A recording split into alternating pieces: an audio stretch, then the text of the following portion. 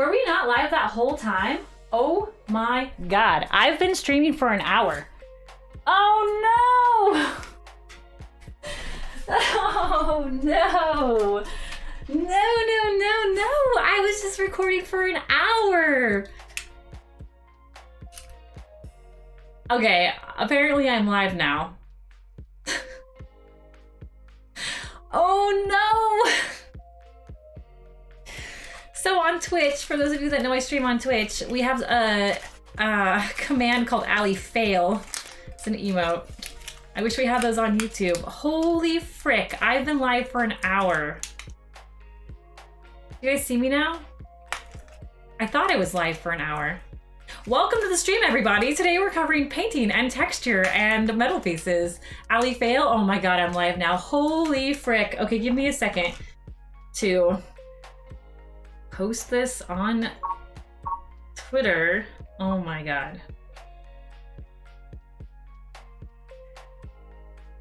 Okay, so real quick, let me post on the Twitter. No wonder Zabs couldn't hear me. I was like, why aren't you guys talking to me? Ali Fail, yeah. Hey guys, so I thought it was live on YouTube. I've been doing the YouTube thing for an hour, and apparently I didn't actually, I hit start streaming in Stream Elements, which is what you do for Twitch, but you have to hit start streaming in Stream Elements and go live.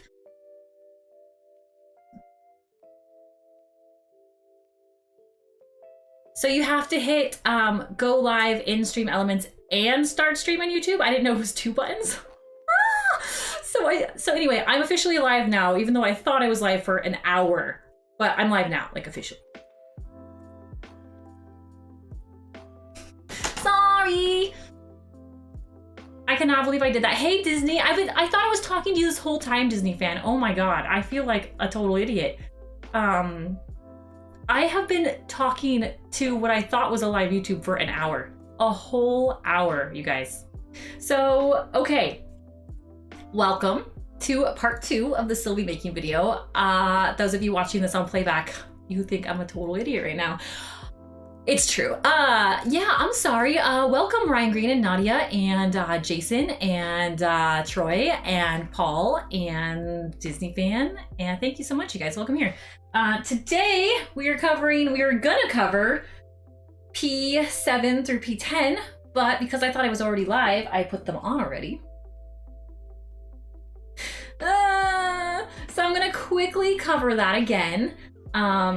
What you guys need to know that some of you are missing, because a few of you have messaged me on Etsy and said you're struggling with certain parts of the pattern. So I'm gonna cover this again, all right? So this is for everybody who's made it from parts, you know, all the trims on, you've done your base, all your trims on, you've done, these are the easy parts, okay? You've done this, it's all easy, right? Easy, easy, easy, easy, easy. So if you're making this corset, we need to do the base first, top trim, bottom trim, C1, 2, 3, and then C4. Okay, all those have to go on first before you do any of the center patterns, okay? So this V goes in first, all the C's, and then the bottom C. But these ones are where people are struggling, and I get it. So here's the problem. Hey Flash, how are you? Welcome. Here's the problem. If you get a little bit off up here, and I know you can't see this. Yeah, you can, I'll bend it. The black is a little bit higher than the gray. When I put it on, I didn't put it on flush, but that's because I didn't cut the gray straight. My razor must have wavered. So I'm 2 millimeters off up at the top, meaning that's 2 extra millimeters for these pieces. So if I get this one off and then the next one a little off and the next one a little off, what do you think happens by the time you get down here? A lot of off on your pattern. So if you bought this pattern, granted, I know some of you spent $14 on it and you're like, oh my God, I spent the money and now my pattern's off, I don't get it. It happens. It's okay. You can trim your patterns down, and I talked about that. So here's what you need to do. And I'm so sorry. I already did this, and I thought I was live, and I wasn't. So here's what you do. I don't have patterns P7 through 10 up here. They're downstairs because I was cutting them out. But let's say you're on, this says P2, but we're going to pretend it's P8. Because that's where we left off last time. Before you cut your piece out, you guys, before you cut it out, you're gonna put it on the mannequin in the empty space. Let's pretend that this was supposed to be P8, okay? and I set it here, and this is my bottom trim, it's already on, and this is my top trim, and this space here is empty, okay? I'd be like, oh, this is overlapping into my bottom trim a little bit. So then, we're just pretending now, okay? We would make a little line on the pattern and know, okay, I need to trim the pattern right here, right? And be like, oh, it's a little off on the top here now. I'm gonna trim the pattern right here. And then you would have your new pattern. So don't be nervous if you get to the bottom and your patterns seem off. It's probably tiny little things you did at the beginning that made the whole thing go off. It's okay. This is probably not gonna happen. You guys are gonna get this pattern and you're gonna put the whole base together and you're gonna be like, this is so easy. This is the best pattern I've ever made. I don't know why Alkali said this was a intermediate pattern. So easy. And then you're gonna put on C1, 2, and 3 and be like, still easy. Then you're gonna put on C4 because that's the order and you're gonna be like, I'm such a pro. And then P1 and P2 goes in easy. And I think P3 and P1, 2, and 3 go in super easy. P4 is where it starts to get a little wonky. If you're off up here anywhere, you guys, here's another part that could have made your pattern go off, okay? The bust underneath here had the 4 darts in the bottom. If you dremeled those edges off like I did in the first video and you dremeled down too low, that's gonna affect the elevation of the front of this going outward, right? Which could affect your patterns. I found I had to trim P4 at the top a little bit before I glued it on. And that's because I curved out too much of the bust line. So anyway, I'm so sorry for those of you watching this video back. We were supposed to do P7 through P10, but I already did them because again, I thought the camera was rolling, but it's not that hard. My only thing I have to tell you is hold up the pattern piece, the paper first. I would not cut these all out first, okay? And set it on here and make sure it fits. It would fit if you did everything perfectly, but even up here, you can hear it. I'm about 2 millimeters too high from the base here, and then let's see underneath. About a couple millimeters too low in the front, but not up here. So you can see, if you turn your pattern backwards, how it might have gone off. So there's a couple things, you can fix it. Put the pattern up here again, just wanted to repeat. Take the pattern off, make some adjustments, recut out your foam piece, and then put it on. You'll be okay. All right, what's Flash saying? Get Allie on Twitter, then Twitch, and then YouTube. Yeah. Oh, Flash is Asian and he knows millimeters. Asian jokes already. Too early for that. All right, you guys, so that's what you missed. The other part that you missed was I quickly went over this, so I'll go over it again. Although you don't know that I'm going over it again because I wasn't live. Anyway, this is the piece I'm using to make the trim. So this video is all about texture, trim, and paint. All right, so we're gonna pretend that you saw me put on P7 through P10. I'm so sorry. Pretty much what I showed you is what I already covered though, I promise. This is the trim piece that I use that goes right here. It's really easy to use. I tried to tell you, well, I couldn't figure out what you were saying. Nobody was saying the words "you're not live." Like, I think somebody said like, did I miss it? And I asked the question, what did you miss? What are you missing, Zabs? And she didn't answer, and I couldn't figure it out. And then the "is it working" was, you don't know this, Ryan, but what I was live, I thought I was live at the time, and I said, sometimes it works, sometimes it doesn't. I had said something like that with the metal, which we'll get to next. And then you said, is it working? And I'm like, yeah, it's working. So I didn't know you were talking about the stream. It's all just a unusual turn of things that didn't work. It's so weird. You said it on Instagram? I know, but I thought I was live. I'm not gonna check my Instagram. I'm not checking my emails while I'm live streaming. You guys are funny. All right. Okay. So anyway, we're gonna cover this piece right here, which is just this trim piece. Okay. And a lot of you, I want you to know you don't have to use this. Hey, Spacetime, how are you?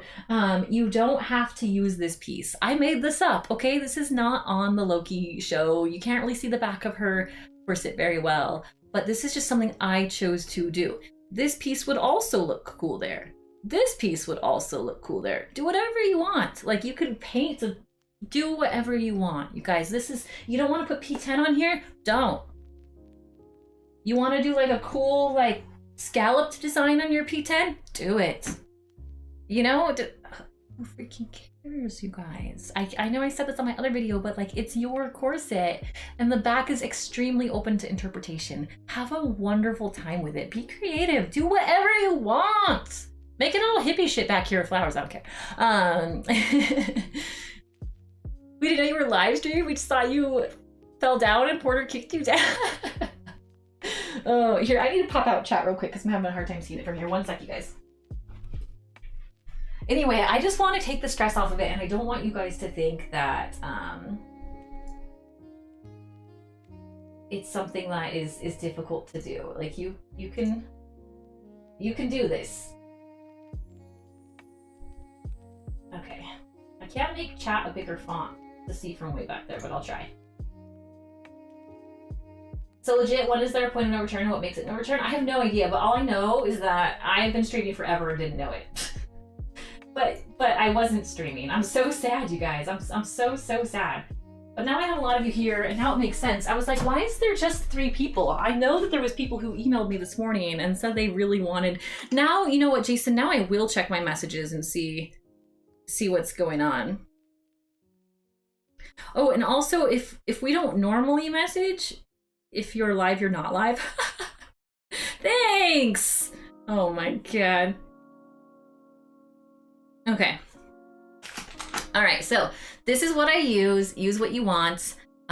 You just put foam clay in here. This is the one that you can get from Hobby Lobby, which I think a lot of you who are not professional crafters, I just wanted to show you something you can easily pick up on your own. It's $12.99 for the whole bucket, but it's often half off. So pay close attention to the cosplay section at Hobby Lobby. It's in like the paint, it's in the acrylic paint section, I think. And I got this for like $7. So I buy things half off a lot. I prefer the TNT foam, TNT cosplay supply foam. I think it's a lot better. However, this is accessible and you don't need it for much. All right, next part is I covered when I thought I was live. This piece, this one length here, is enough to cover one whole back side. Plus, this is the piece that came off of it because it's normally longer. It comes out of here, and this is enough to cover one whole back piece right here, and then one whole strap piece right here. So we'll do that. But first, we're gonna finish texturizing, which again, I thought you guys were seeing. I'm so sorry. Okay, so after you've put on all your panels, after you've put on both of your, these pieces, which go here and here, if you choose to, then you need to texture the foam to make it look like leather if you want to. So, Hunt for Deals got it, yeah. So this is what foam looks like right here if it's not leather textured, all right? This is just basic foam. This is what foam looks like if you've leather textured it. Pretty cool, huh? It just has like more of a, it just adds depth, and it'll make your cosplay look very professional. So if you choose to do this tip, we're going to talk about how to do that right now. So not textured, textured. See the difference? Looks pretty cool. All right, so how we texture is we take aluminum foil and we scrunch it all up into a ball. Then we take our heating tool. We heat it up. Watch out for your fingers. I do this a lot, so I'm used to it. Nice and heated. Then we take this and then we just press it into the foam. And that'll take the crinkly texture that's on your aluminum foil and transfer the same texture to your foam. Now, if you want to get really cool when you're texturizing foam, so cool man, you can go on, I think, Thingiverse and Willow Creative. Willow Creative's the girl who made that amazing Illidan cosplay. She's always trending on Twitter and Facebook for like the amazing cosplays that blow your mind. She has a bunch of free stuff. So she has one that she made for like wood texture, and it's a free STL file, so you can actually print it. You heat up the foam, not the PLA, heat up the foam in that way, and you can like put all sorts of texture using foam roller tools or PLA tools. So I think some people might have leather texture ones. I've heard about it, but I haven't looked for one yet. I just use the cheap aluminum foil method, but what they do is they make like, you can put it on an actual like paint roller. So you print this thing and it's on like a roller, you slide it onto like a 6-inch paint roller and you just roll your freaking foam. It's so easy.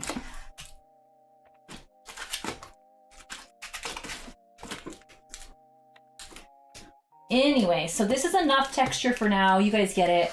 I'll texture more off stream, but I just wanted you guys to see how to add the leather texture to your foam. I do want to show you one thing. I get pretty daring with my texture and I like a lot of imperfections. So one thing I'll do is I'll take like the pointy edge, like I'll make one pretty pointy, heat that up, hot, get it hot, get your fingers away from it. Put this like straight up in the center of this heat gun. Get it like crazy hot. You're almost melty in the foam. And a couple choice places, like right in the front, I'll make deep texture. And it just, you don't want to use the same sections of your foam over and over, or your aluminum, because then it's gonna make it just look too perfect, right? You want to keep changing the texture of your aluminum, and in some spots, like I'm really pushing in here. Let me see if I can get this for you guys. See that? I don't know if you guys can see that texture. Like it just looks so much better. Okay, so let's get that. Yay. Okay, so she's textured. Next step after we're gonna get to straps, and we're gonna get to side pieces over here now. So let's do that. So I adhered these pieces earlier. These ones are right here with Loctite. So they just get glued on. So simple. So I have all these pieces, I already made them. I made a video about how to silicone mold these types of things, in case you ever want to make a lot of them. You don't need to for this project. For this project, you'll probably just, I use this one right here, this tiny little one to make her side pieces. And you can only do one at a time on this mold, but if you're taking a while to make this cosplay anyway, doing one at a time is fine. Just, you know, do one every day, or put some foam clay in here, pop it in the freezer for 30 minutes, then pop it out, then do another one, then do another one. It'll take you a few hours to get them all done, but it's possible. I already have a bunch of these made, so I'm just gonna make sure I pick out all the nice ones. Some of them got a little wonky, it happens. So we need 12. And I'll show you what to do if one gets weird.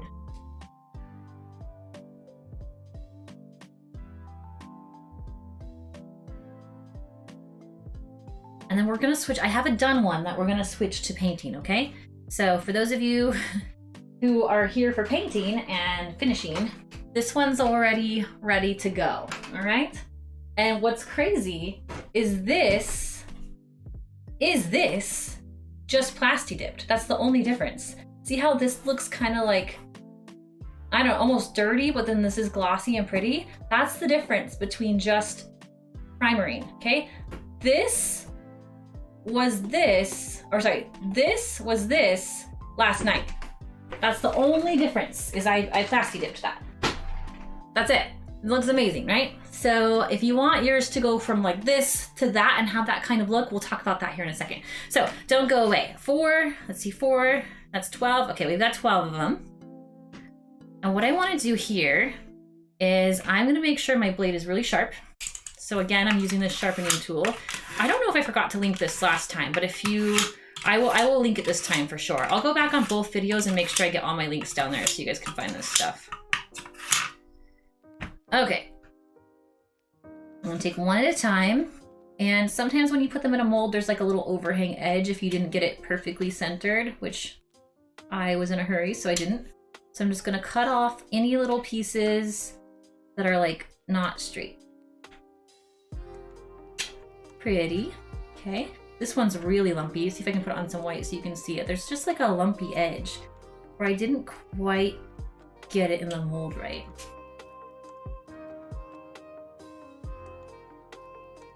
There we go. And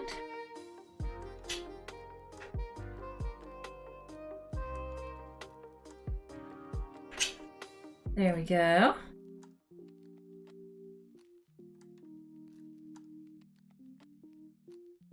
Very nice.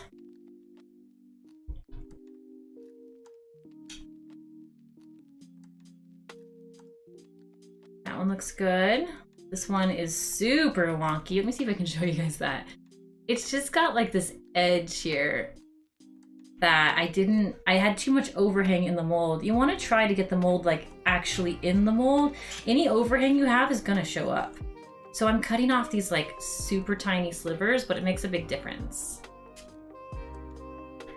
All right, this one almost there. Let's see, we have 3 more to go, 4 more to go. I just want nice, pretty finishes.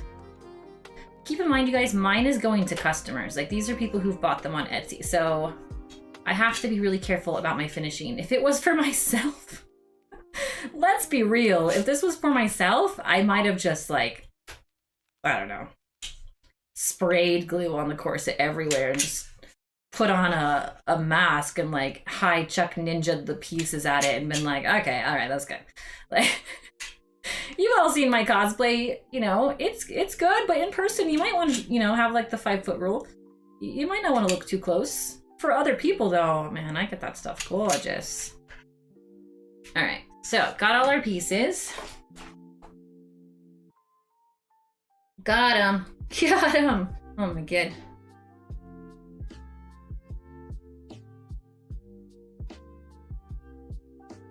Okay, and then people are messaging me on Etsy, probably wondering why the heck I wasn't live. Oh my god.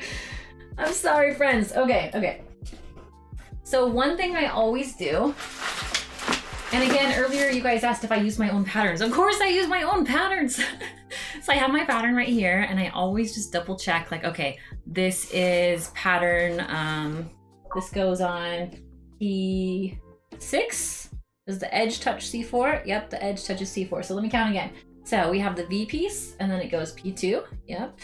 Then it goes P4. Okay. P6. All right, so I definitely want to put these on P6. There we go. And then the way these line up on her is they go like this. So it goes, and we'll paint these too, so you can see how to paint them to make them look all gemmy and nice. And that's coming next. So after I get the straps and these on this piece, then I'm gonna move straight on to painting on the other finished corset. So you have 3 in a row. And I have a picture detailing how to do this in the instructions. And then 2, and then 1. So it goes 3, and then 3 stacks of 3, a stack of 2, and then a stack of 1.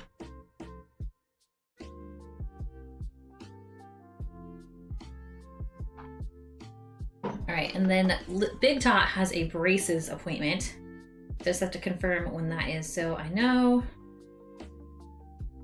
3:35. Okay, I got time.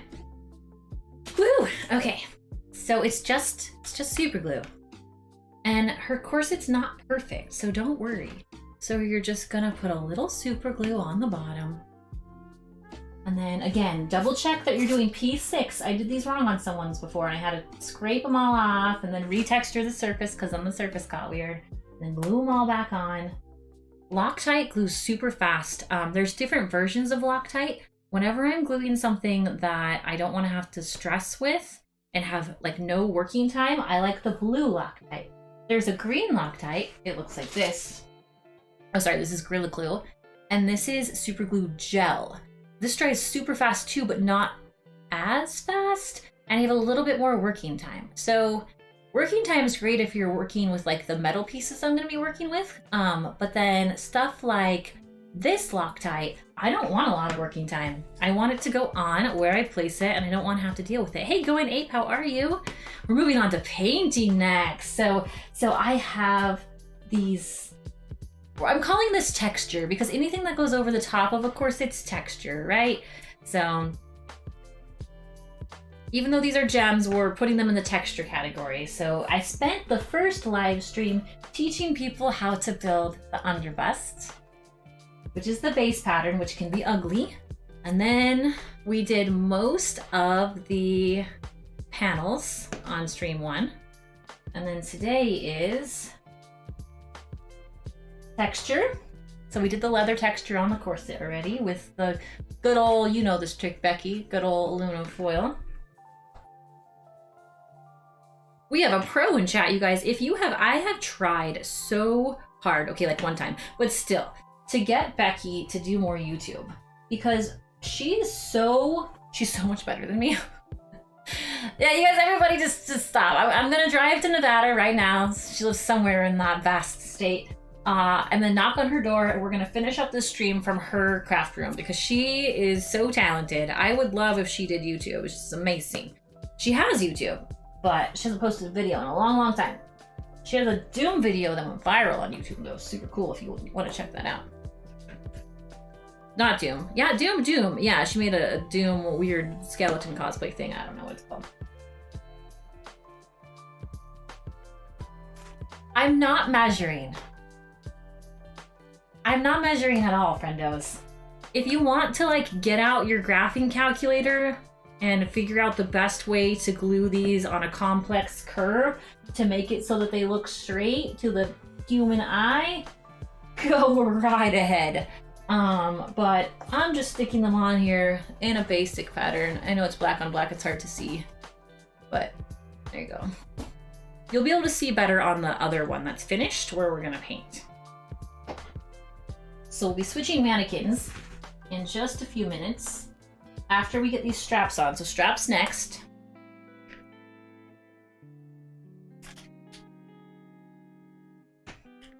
This is going out to a client in Georgia. This will be leaving probably tomorrow. Well, maybe the other one. Yeah, probably the other one I'm working on. I have 4 more of these to get out of my house. I say that as like another order comes in last minute or something. Hey, Art. Yep, you need to do more YouTube. I know. She's so good. What's a Revenant? Yes, yeah, go check it out. Just click on her name, which will take you to her channel, and then watch the videos like a couple, it's like a minute, I think. Not very long. All right, Julie bits are on, and that's where they go. Okay, so what have we covered? We've covered the leather texture. We've covered how to make your trim using silicone mold. And then this one piece of trim needs done 2 times for this corset. So you use this mold, make this one 2 times, and then part of it will be used for the back right here, and part of it will be used for the trim. So we're gonna move on to the trim right now. So take this and move it out of the way. I pre-did one for you. Oh, like cooking shows, you guys. I'm getting better at this. Yeah. Okay, so here is a pre-done piece of trim. And here's how it should look when it's all done, and then we'll talk about how you get there. Sorry, there's porter on it. I have porter on everything. All right, you'll notice I left a gap here at the bottom. I don't talk about this too much in the pattern because you guys, the pattern's not a tutorial. It's just a pattern, okay? I do what I can, but if I had to give step-by-step like words tutorial, it'd have been like 86 pages long. It's 19 pages long for my pattern. So, you know, yeah, no, I don't cover everything. Watch this video. Okay, so I pre-made one for you. Let's lift up just a little bit.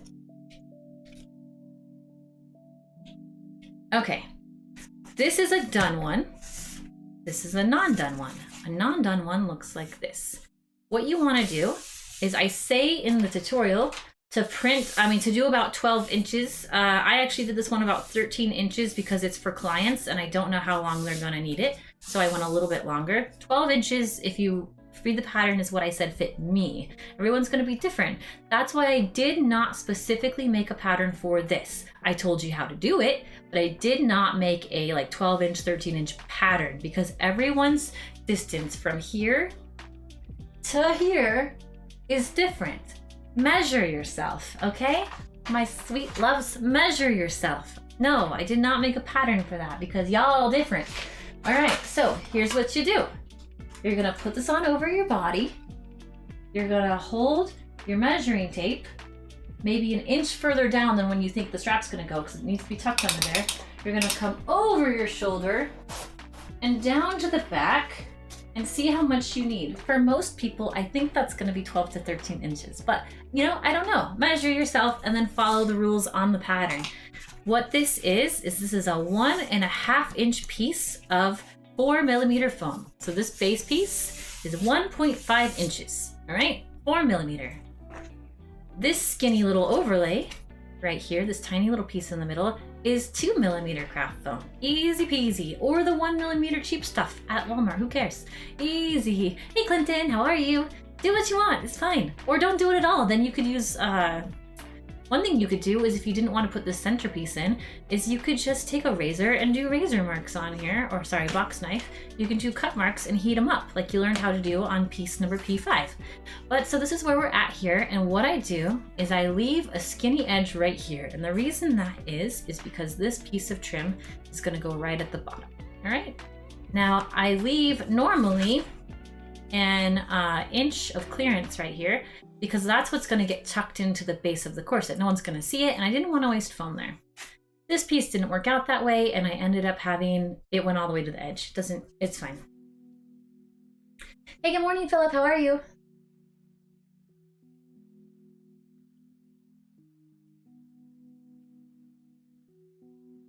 All right, so let's texture it. Okie dokie. Also, I'm not going to cover grommets on this video, how to do the grommets in the back. And the only reason why I'm not covering how to do this is because I already have a video on it for you. So if you want to know how to do grommets on the back, then please go to my other video called, I think it's just called Grommeting a Corset. And there's zero reason for me to cover that on here, especially because it's loud. Because yeah, just go watch that. If you want to learn how to do this texture on here, which is also the texture here, I already covered that in the first video, but we're gonna do it very quickly again here. Like I said, I already did one, we're gonna do the second one. This is the Dremel tool that I use. It looks like a hammer tip, kind of. It's got like a little ball on the end, it's metal. Let me see if you can see it better here. There you go. Maybe it's gonna focus? It might not, it wants to focus on me. Oh well. It's a metal head. This is a Dremel attachment. You push the button in. Link your tool on the top. It's just a wrench tool thing, whatever. Unscrew it, take out the tip you were using. Put on this weird metal ball shaped texture, stick it in, screw it back on, tighten it up. If you don't tighten it up, it'll come out, I assure you. All right, and hopefully this isn't too loud for you guys. Okay, sorry it's loud, it won't take long. And you're just gonna lightly touch it.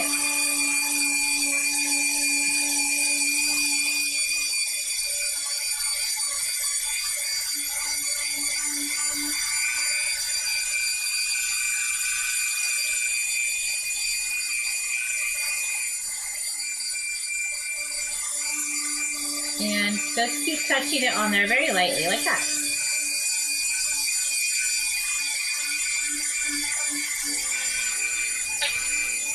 You want to go on the sides too, every now and then, so it's not so uniform looking.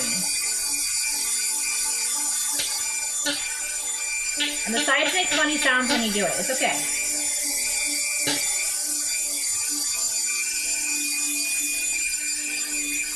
Easy. And you might say, hey, Alkali, what do I do if I don't have one of those Dremel tools? Then sponge paint it. I don't know, have fun with it. It doesn't have to be perfect. It doesn't have to look like this. Texture paint it by like painting it all gold first or all brown gold first, like a brass, and then dab on gold with like a Q-tip on top of it in a lighter color, and that'll simulate this like circly tip look. So you can faux paint this if you want. It doesn't have to be hammered.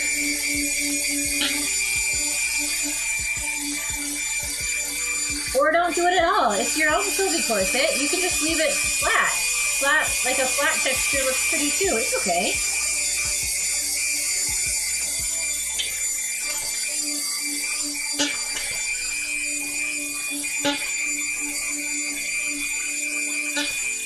There we go. Okay, done. Now we don't have to use the Dremel very much. Sorry, guys. Hot glue all the things. Sometimes we do. All right, so now we have both of these textured pieces. They're almost the same. The only difference is that this one has its trim piece on the end, and this one does not. So you have to add that on. So for the leftover piece that you already cut off from your side piece on P9s and P10, then you're gonna come over here and measure it, cut off the excess. And I think that's why I ended up using this here, is I had cut off this trim on P9 and P10 and realized I had leftover, and then I just try to figure out where I'd put it on the corset. Again, this is not like a canon thing. It's not something you have to do. It's just something that I like and I added to the corset. Do what you want, make it your own. I'm just gonna hang this over the edge here. It's so nice to see you, Ruru. So now we are completely done, except for the two, what looks like bolt pieces. So let's do that right now. Okay, I have a skinny. Can I clamp this? I can. Okay, so I set aside a hole punch. Easy little hole punch, you guys. This is how easy this is. So you take your hole punch, stick your foam in there, hole punch the foam twice. So there's actually 4 times. We'll need 4 of these. Hole punches can be used for so many things. All right, so we have 2. You can use googly eyes. I just had this hole punch. You guys, so much of cosplay is like what was by me at the time. So I hole punched it because I happened to see this and I was like, I want rivets. Oh, googly eyes are too big. What should I use? And that happens a lot with cosplay. We just kind of make it up. All right, so now I have 4 little hole punched thingies. And the hole punch went slightly off center. So I'm just gonna take my, actually I'll use my nippers for this. This is a tool that I know when Ape uses. It's just these little nippers and they're meant for cuticles, but I use them for cosplay all the time. And they make like nippers for wires too, you can use that. I actually just like these little nail cutter nippers because they're so tiny and I think they're sharper than tool nippers. She calls them her nips. She calls them her nips on stream, you guys. Going ape can be a little bit naughty.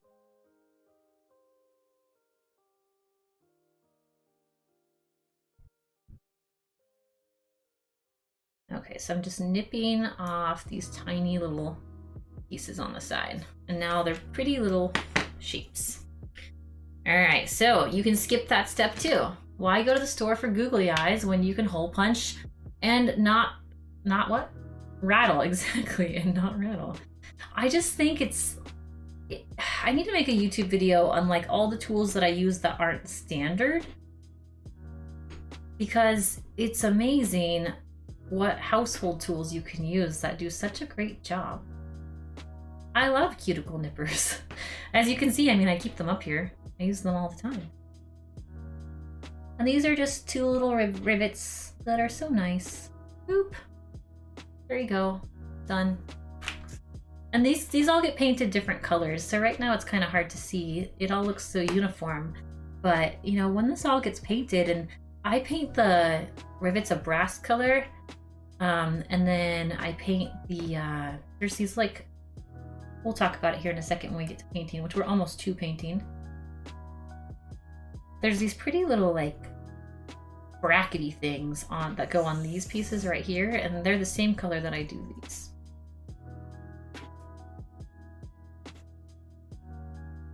I never connected that with naughty. Okay, we got our straps done. Now here's the scary part. This is where people are getting nervous and messaging me on Etsy. I know I've sold a lot of these patterns, and I've sold 46 of these, Becky. 46 of these patterns. It's nuts. Okay, so grab your markers. Hopefully this one will work. Who knows? I never know. And the straps go pretty much to the end here. So what you do is you go to the edge of the top of this. See this point? You're gonna make a little mark there. Of course it's not gonna work. Oh, kinda. And then you're gonna make a mark exactly the width of the strap. There you go. And about in the middle of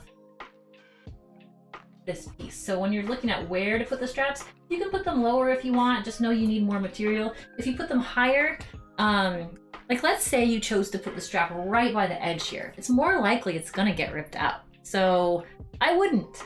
I would put it right in the middle because then you have more foam up here to brace the strap. All right, so time to put these suckers in. Actually, before I do that, I need some 2mm foam. Here we go, right here. Okay, you don't have to measure this. It's not a perfect science. If you want to, sure, for my measurers out there.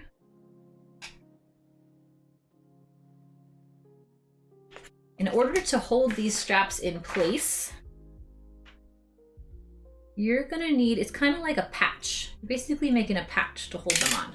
And these patches are gonna be approximately an inch, inch and a quarter by, and this looks like 3. Well, actually I could tell you. It's 4 inches by 1.5. That's what that is. I might trim them down, I might not. Okay, so we'll need these. All right, let's get to that point. So I'm gonna cut this off the mannequin. We're now done with the mannequin. This mannequin anyway. And I just, like I said, used this Eastery stuff to put it together. All right, we're gonna zoom out here. This is how we strap this, and we're strapping with foam. We're not strapping with like nylon, like a lot of people do. Okay, so get out your box cutter knife. Increase the length of your box cutter knife to about what is this? 1, 2, 3, 4, 5 notches. Lock, boop, your box cutter. If you have this unlocked, which looks like that, it's gonna slip in here and you might cut yourself. So lock. All right. Actually, sorry. We're gonna start with a little shorter. You're gonna come in here and you're gonna cut right to the edge of your line, just a little bit, not all the way through, not yet. We're setting up a guideline for ourselves. Then you're gonna go to the next one. You're gonna come through about halfway through the foam. That's our guide. If you make a guide first, your knife won't slip. All right, now we're gonna pop our knife through much farther. We're gonna set it to where I said earlier and lock it. Make sure you lock it. If you don't, it will slip on you. Okay, so pop it in here, right on the edge, or go to the middle if you're more comfortable. Shove this through. All right, that's scary, right? Okay, so we shoved it through. All right, it's all the way in here. We can see it. Now we're gonna saw back and forth until we get to the very edge. Take your blade out, flip it, so the cutting edge is now going in the other direction. Push it through and cut flush with that edge, maybe a millimeter past, just so we can get this in. There's no need to widen this. We want one tiny little slit, that's all. You don't need to make a large slit here. And we're gonna shove these straps through. So it will work, I promise. It's gonna feel like you can't get the straps in, but I promise you can. So we're gonna shove this through. Be very careful. Now we're gonna saw back and forth to the edge. Take the knife out, flip it, shove the knife back through, cut to the other edge. Right, be very careful, okay? Now we don't want to go so far to the edge that we're pushing these boundaries here. It will rip. So we want to make sure that we go right to the edge of our line. That's it. I pushed maybe a little too close on this side and I don't like that, but it'll be okay because we have these patches that are going to hold it in place. We'll talk about that. All right, so here we go. Put your knife back in, unlock, shove it back in, lock it in place. I even lock it when it's all the way in. Okay, so this is the part that is a little bit tricky. Remember how I said to try to leave a patch here that's not done? That's just so that you have less bulk, but you don't have to. Like I said, this one ended up going all the way to the edge on the bottom. It's okay. So take this, work one corner through, and you're gonna have to handle it, and a little bit's gonna come through the back. Grab it, gently push this through. We want it to go through so that it looks something like this. And because we made that nice clean line earlier and we didn't overly hollow this out, it's gonna lay very nicely. You're gonna want this in about 1 inch in. All right, we'll do the next one and then I'll show you the back.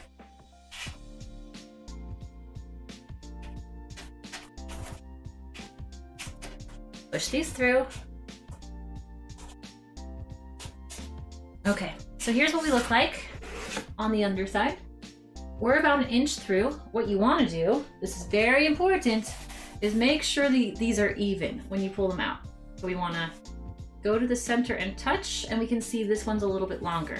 So I can choose to pull this one out more or push this one in more. Let's see what we need to do, because I want a good inch. This one's in too little. Let's see, I'm gonna push this one actually in. We pull this one out more. I'm gonna go a little out on this one, a little in on this one. We'll cheat the difference. I just want them even. And the reason why we want them even is so when they go over the shoulder, they end in the same spot. Okay, so now that we're good, I'm gonna lay this down just like this. Gonna get out our DAP Weldwood. Actually, for this one, I think I'll use this little brush. Good work. Thank you. Thank you. These straps end up looking really, really good, and it's such a simple technique. Okay, so grab our glue. You can be sloppy. It's the inside of your corset. Don't worry. We want to go all the way across. I didn't mean to be that sloppy, but yeah, whatever. All the way to the edge, because we have that patch that's going to go over this. You'll see. So we put this down, put the glue all the way to the sides. We want a great big swath of glue here. I'll show you. It's gonna have to cure anyway. So dip back in here, and now the undersides of these get done. That's what's gonna stick to here. This strap is not gonna go anywhere, I promise you. We're gonna glue it down in like 5 spots. Okay, now we put glue here, so on the underside. Okay, I will show you what that looks like. So that looks like this. See that in this little camera? There we go. So I put glue all the way across and then glue under these pieces. All right, this is gonna go to the side because glue takes forever to dry. So while that's doing its thing, we're gonna work on these ones.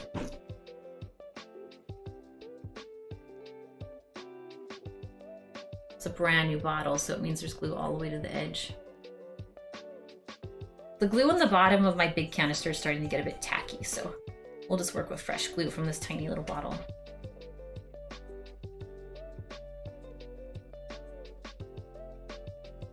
And then we're going to talk about an optional trick for you. It's something I don't do for clients that buy these while these are curing, but it's something you can consider doing for yourself. Okay, and we'll talk about why I don't do it for my clients. All right, so this is the corset. Right? Ooh, here, let's make it so you guys can see it. And there's another option where you can glue this, which is right here. The reason I don't do that for my clients is they might want to bend these more side to side. For you, I would recommend putting glue here, and also sticking that in place. Actually, I'll make sure this goes to my tiny client. I have a tiny client who, you know what? I'll do it for you guys. I'll show you. She's not gonna be moving. I'll just make sure that the small, she's like a teenage girl. I'll make sure I note that this one's hers, because she won't be moving these around. Someone with larger breasts might be moving them around a little bit more. Okay, so we put glue on both sides, right like that. And we just want to make sure that these straps don't rip out the edges. So if we glue them in like a million places, the most important place is on the inside of the corset. Don't let this fool you, okay? This is just an extra precaution here.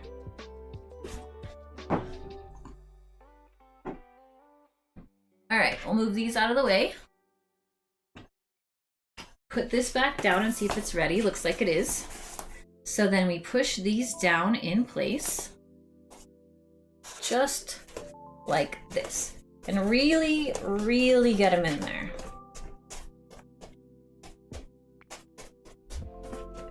Okay, now, since we already have glue on our patches, they're ready to go, but we don't have glue on the tops of this piece. And the reason why I didn't pre-glue that so it would be ready at the same time was because I had to press them down. So now we put a little bit of glue on the outside of this. Keep in mind there's glue all around it already. But now we need it here. And then if you want to be extra cautious, you can put some more around the edges.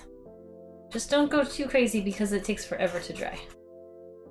I know a lot of people speed this up with a heat gun. I don't enjoy doing that. I think that if you do too much, it gets little bubbles in the glue. And I am not convinced that that doesn't affect its,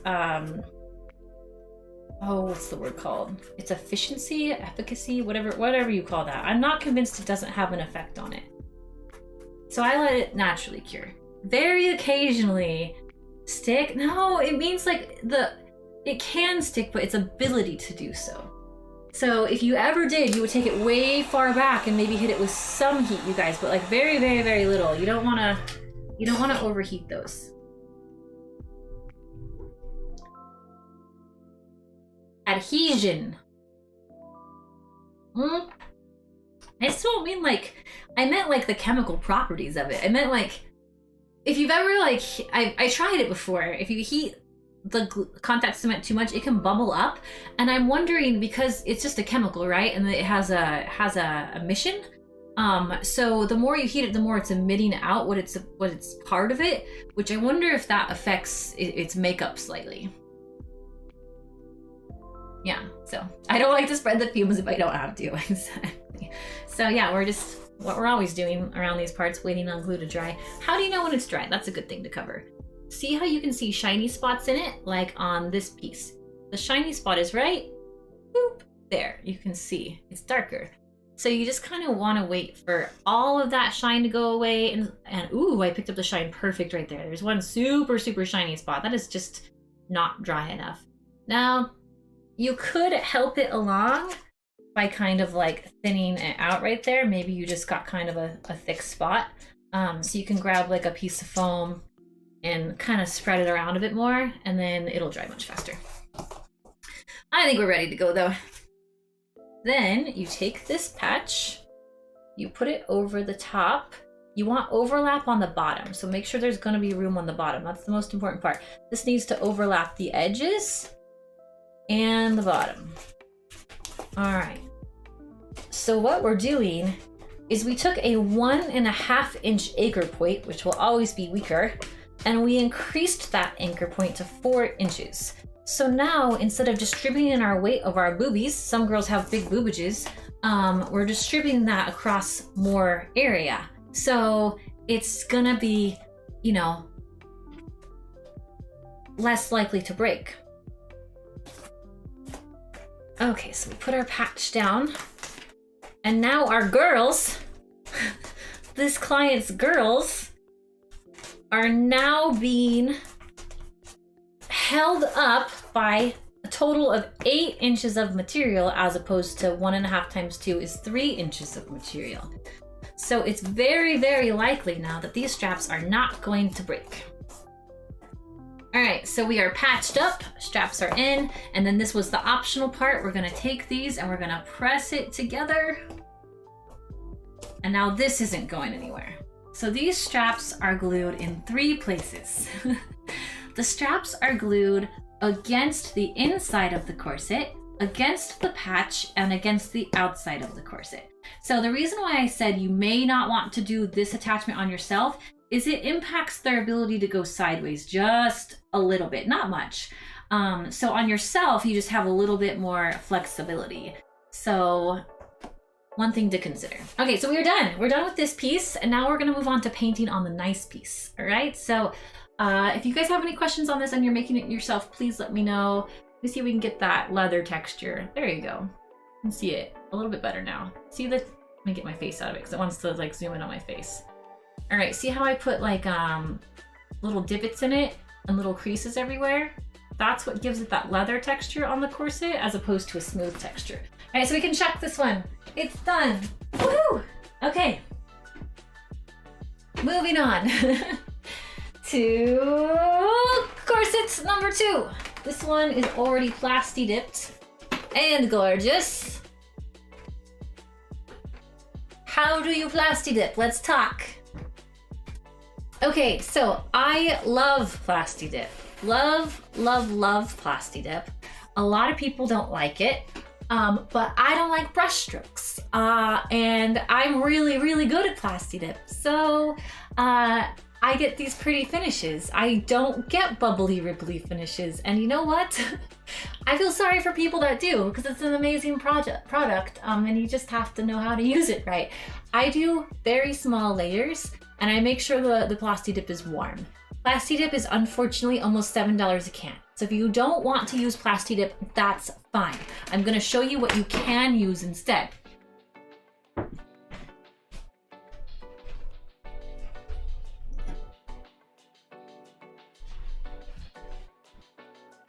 This is Plaid FX acrylic flexible paint.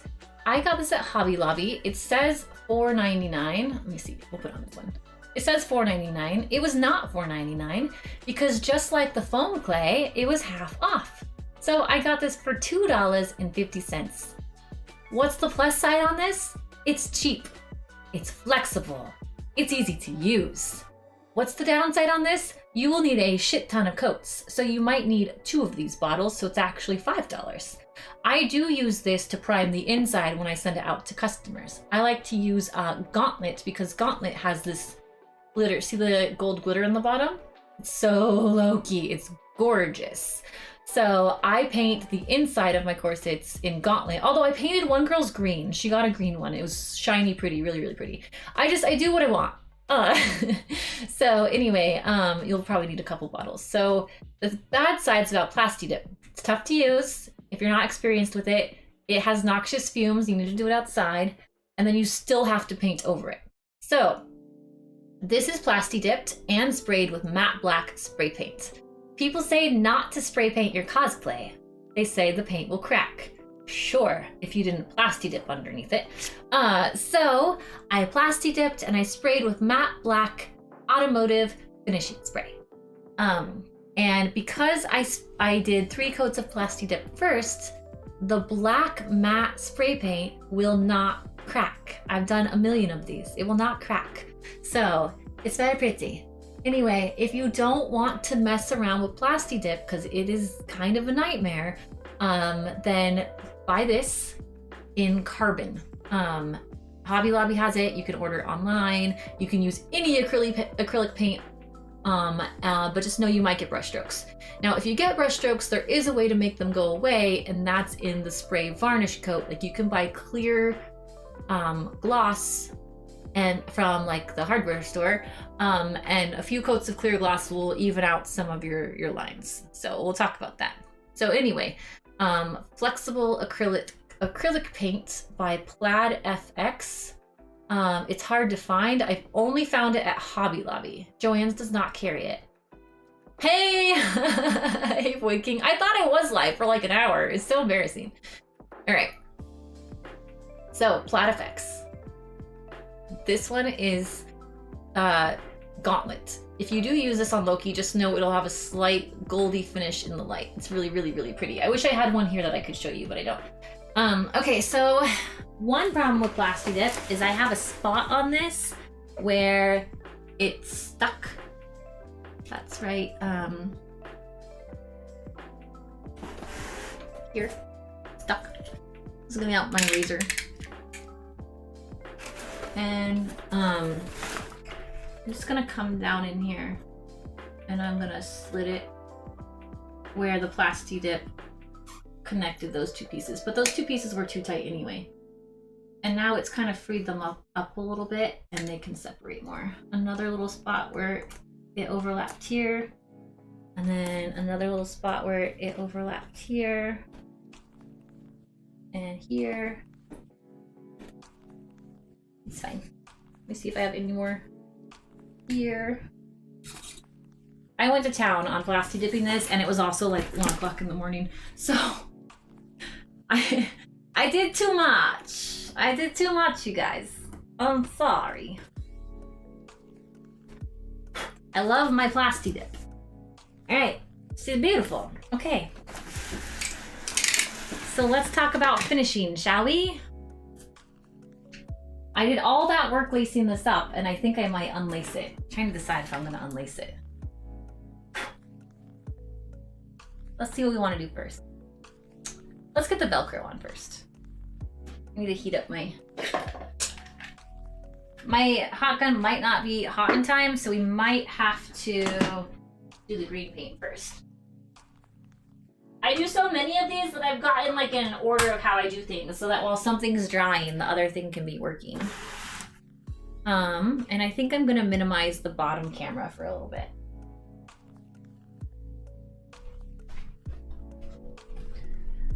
Okay, so we'll get rid of creative. We'll get rid of this cam for a second. God, mine was an easy fix. I didn't know. I didn't see the right live button. Whatever.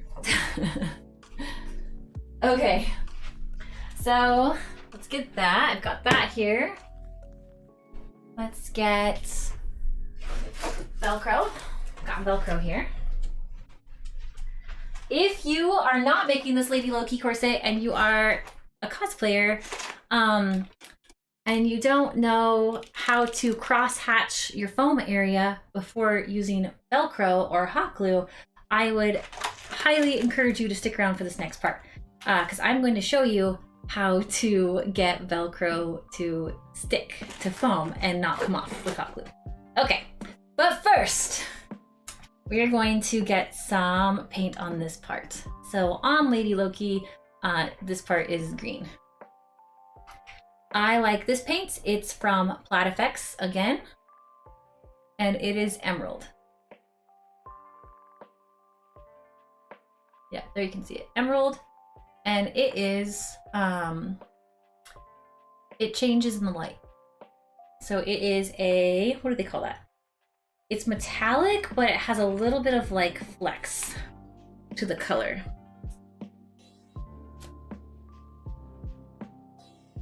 All right, maybe I'll paint on this side for you guys.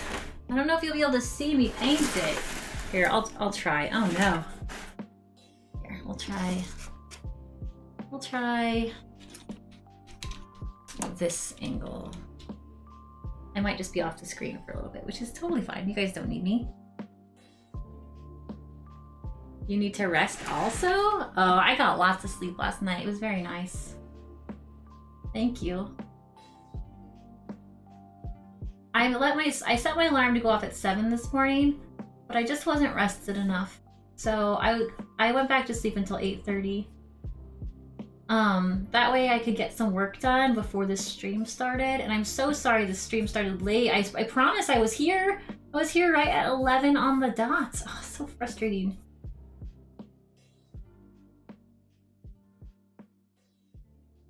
So this is gonna take about 3 coats. And by the time it dries, we should be able to get to the metal pieces to show you how to do those, if that's something you choose to do. You don't need them. It's not on the show. It's just something I added that looks really pretty. I thought the corset needed more, so I gave it a little alkali pizzazz. You don't have to paint this part green if you don't want to. You can leave it black. A lot of corsets online that came out before episode 5 did have this part black and not green. However, in episode 5 on the show, it's clearly green. I have those reference photos on my Etsy page if you want to look at them. So yeah, this is green on the show.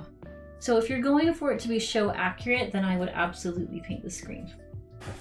All right, so there's 1 coat, and you can see that it's not perfect. It's over top of black, so it's gonna take a couple coats to get it just right. so we're gonna put that to the side and let it wait. And hopefully my glue gun is ready to go. Yep, it is perfect. Okay, so now I need glue. I've got some right here. I don't know if 2 sticks is gonna be enough. We shall see. 1, 2 sticks. Also, if anybody wants to know what grommets I use these ones. Sewology eyelets. I mentioned this in the first video, I think. $1.99. If you get them half off at Hobby Lobby, which I always do, then they're $1. So, these are 8mm grommets. I tried to find them cheaper on Amazon and they actually weren't cheaper than that. I also found these two, which are really, really pretty, which are great accents for Loki as well. And I think I got these at Hobby Lobby. You just gotta look in jewelry sections for stuff. All right, what are we looking for? Glue sticks. We're looking for glue sticks.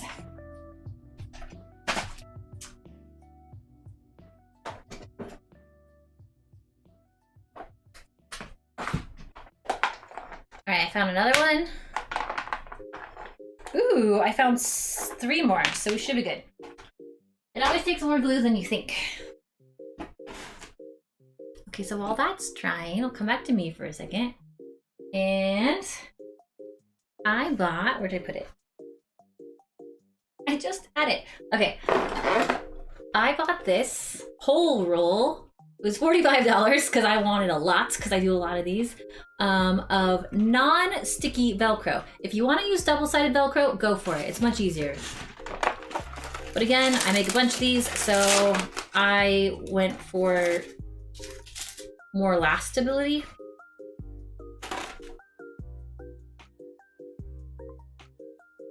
Okay, I know you can't see this part, but it doesn't really matter. I'll show you up high.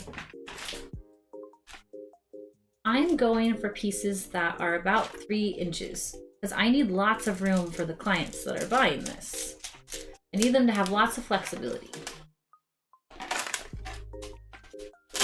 You can just glue these on yourself. If you're at home and it's always going to be you wearing it and it doesn't really matter, then you can just glue your straps in place.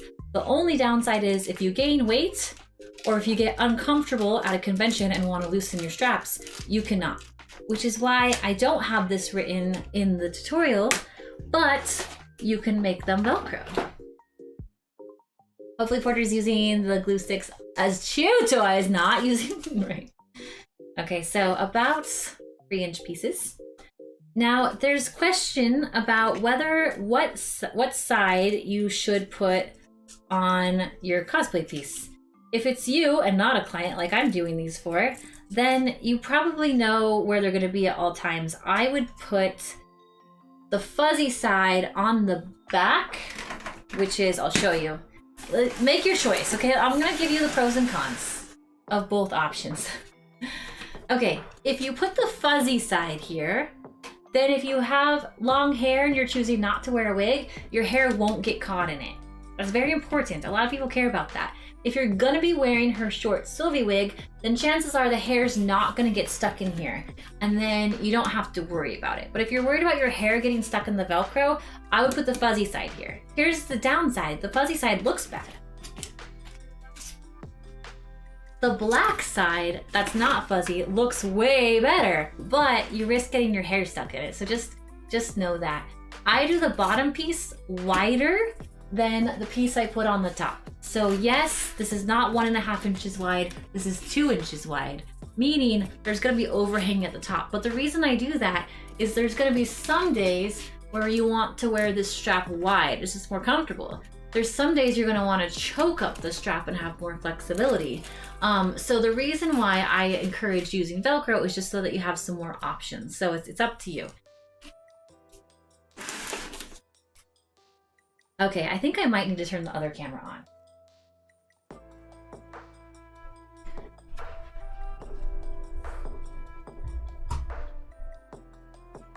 All right.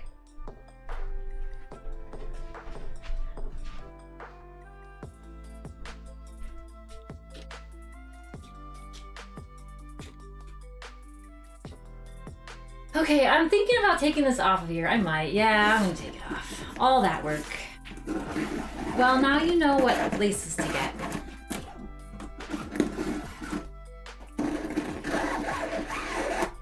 Beautiful lacing. It's so pretty.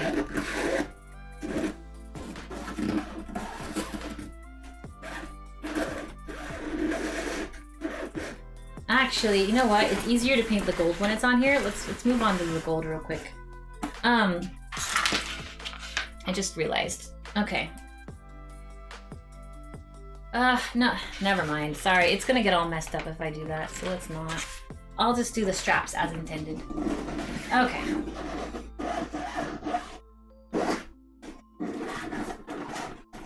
And then I might loosely tape it back on so we can do all the painting.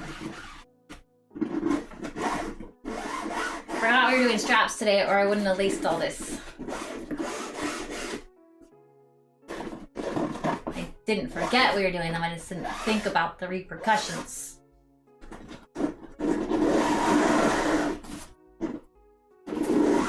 Alright. Alright, Molly, we're done with you for now.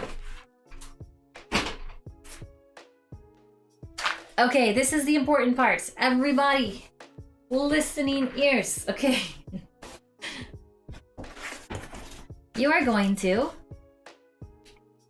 Let's get this back over here. You are going to take your rough side. Let me cut this up all pretty. It's a little uneven, right? There.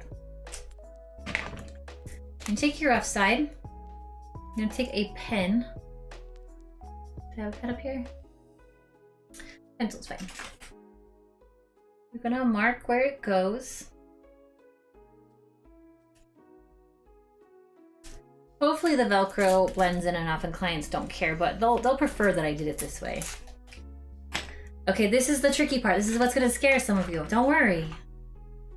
Get your knife. Locking your knife a little bit out, not too. If you're nervous, you're gonna go too far through the foam, even put out less of your knife. Lock it. Now you're gonna do straight lines within about 1/8 of an inch to 1/4 of an inch of your sides. And you're gonna score where the Velcro is gonna go. By scoring, I mean going just a little bit into the foam. Then you're gonna cross hatch it. Basically, you're making a grid here.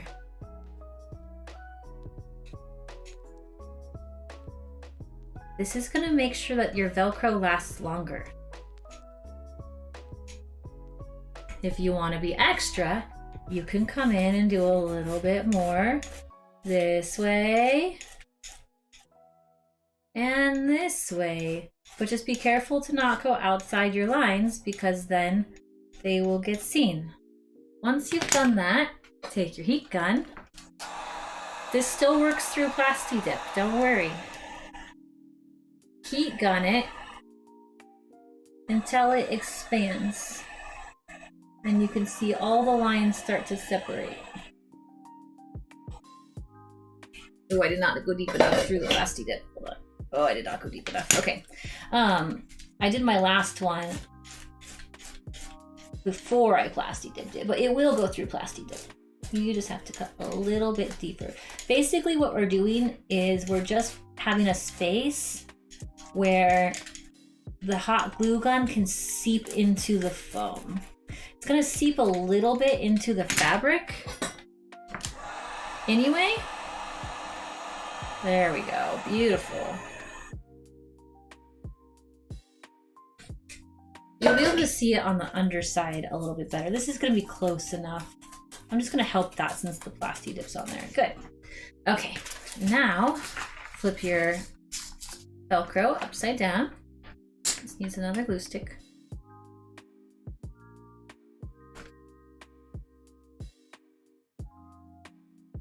Lots of glue. Lots of glue. More is more. Not less is more. More is more. If it seeps off the edges, you don't care. Paint it black. Okay, try to get this on your lines that you drew earlier. We don't want any of that cross hatching to show. And then we're gonna let that glue seep into all those cut lines. Yeah, it's beautiful. Plasti dip's also plastic. That's why it's plastic dip. And it will also adhere to this hot glue. It's a beautiful thing. I plasti dipped first to prevent paint troubles later, but I think I might do my next ones how I did the other ones. Because I couldn't get I had to tape off the Velcro before I plasti dipped, so it wouldn't get plasti dip on it, but it actually made a better finish, so I might do that on the next ones. All right, so Velcro on.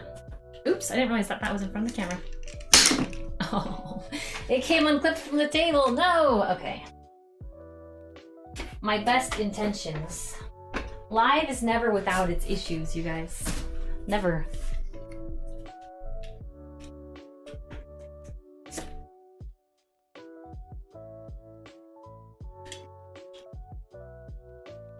Never without its issues.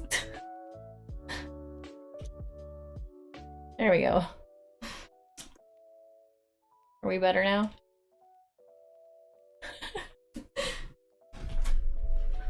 Oh, live drama. Okay. Now I'm going to show you the other one. So this side, problem is we need to cut this down because this is a 2-inch piece of Velcro and this is a 1.5 strip. And remember what I said earlier about leaving the one on the back piece longer, and that's so that you have options with how you lay this down. So we're gonna put this on the 1.5 mark, flip it upside down to make it easier to cut. Make sure it stays where it's supposed to stay, even it up, measure to 1.5, maybe even slightly less than 1.5. Cut through your Velcro. I'll do the other one while I'm at it. So 1.5 inch strip, slightly less. And then we'll go slightly less than a 1.5 inch strip here too, just so it fits really nice on those straps. There we go. So these will go here and here. All right, so just like before, we mark with our pencils so we don't cross-hatch anywhere we shouldn't be.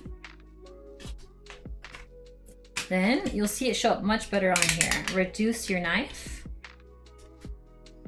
Barely score the foam, just a little bit. Like I said, it did not show very well on the plasti dip, so pay attention here. And if you're not plasti dipping your foam and you're just doing like the plat effects like I showed you, then do this before you paint it.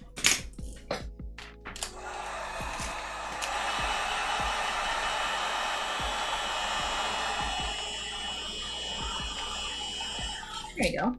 All right, so you can see that. It really separated and gave us lots of grooves for that hot glue to go into. All right, so grab your Velcro. Again, more is more. More is more is more is more is more.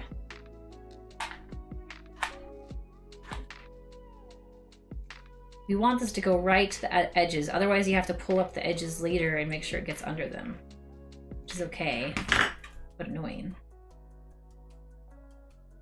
Also, hot glue is very hot. I've burnt myself so many times, so don't let it trick you. It's like, I know the most common, like, one of the most common crafting accessories. Like, most homes have a hot glue gun, even if you're not like a cosplayer. So don't let it fool you just because it's like the common household accessory. It will bite, promise. Be careful. All right, same with this side. Use your pencil. Draw a line that way you know where to cross hatch. Take your blade, slice, slice, slice, slice, slice. A whole bunch. Don't slice outside your draw lines because then it'll get seen. Although this is underneath, no one will probably see it. It was more important on the back piece. Cross hatch a billion times. Hit this with your heat gun.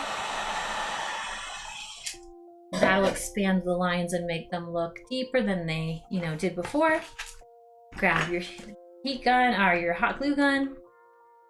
More is more is more.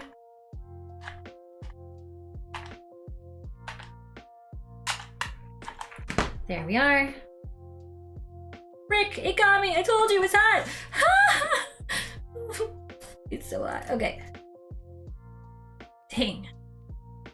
It got on top of my nail too, so it didn't hurt as bad as if it had got on skin, so I won't burn. But like on top of your nails, almost like you feel it hotter for some reason. So it felt hot, but it won't hurt me. All right, we are in. And that hot glue is gonna seep right into those cuts, and it is gonna go deep into that foam. So this is not going anywhere. Okay, I'm done with the hot glue gun. Now, oh wait, no, I have the back. Shoot. Okay, so flipping to the back, last piece.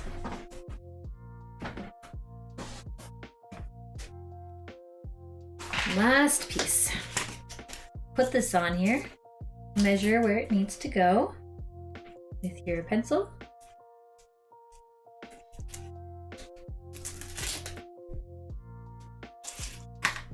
Take out your knife, crosshatch.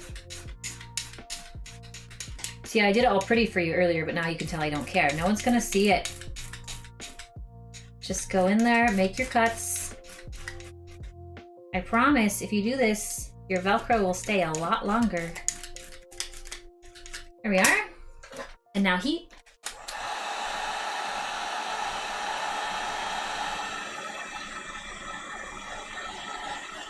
Again, I'm not getting as much expansion because of the plasti dip, but if I kind of separate it, you can see those cuts are definitely there. I lost something. Okay, now back onto our glue gun, which I'm so glad I didn't unplug. Again, I know I keep saying the same thing, but repetition helps us get better. So more is more is more. Use a lot of glue, like a lot of glue. It seeps out the edges. You can slice it off with your knife if you want, or just paint the seeped out pieces black. It's okay. If there's anything I want you guys to learn from watching these tutorials, is that it's okay. Mistakes can happen and it won't matter. It's also the beautiful thing of this is it's mostly black on black, so it looks nice. You can hide a lot of mistakes with things that are black on black. Or white on white. Well, white on white a little bit less, but I have a Tila cosplay I'm working on, and and I did She-Ra. I've done She-Ra twice, and when there's so much white, ugh, all your mistakes show. So never mind, forget the white on white, that's the worst.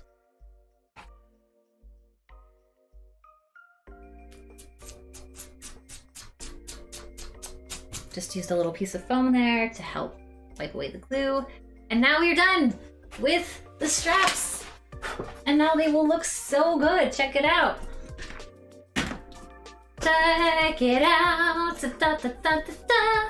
Do, ba, boo, ba, ba, ba, ba, ba, ba. It looks so good. It does. Ba, ba, da, ba, da, ba, ba, da, da, da, da, da. Boop. Is this dry? Yep. Okay, and so it goes on and whoop, down and around. And yeah, beautiful Lady Loki corset. Who's excited? Yes! All right, now we get to paint it. Now we get to paint her. And I'm trying to decide if I'm gonna do that close to the camera for you guys, or if I'm gonna do it on a mannequin.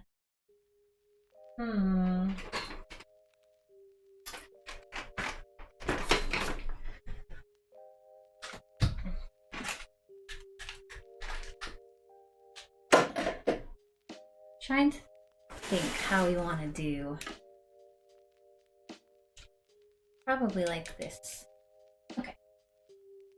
So I'll get the corset back. So much easier to work now that it's like strapped and will stay on where it's supposed to. And then I will just tie this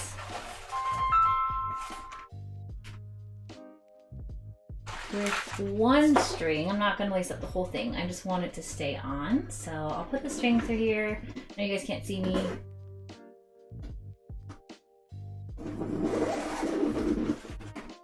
I am just tying it once in the back just to get this to stay on.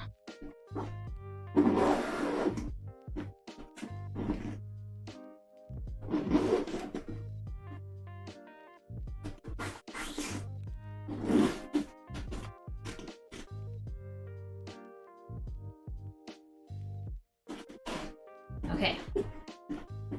So, nothing pretty back here. Just one quick tie. Just to get it to stay on.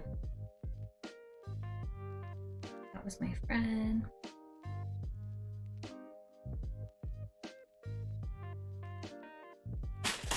Okay, a little more water for me.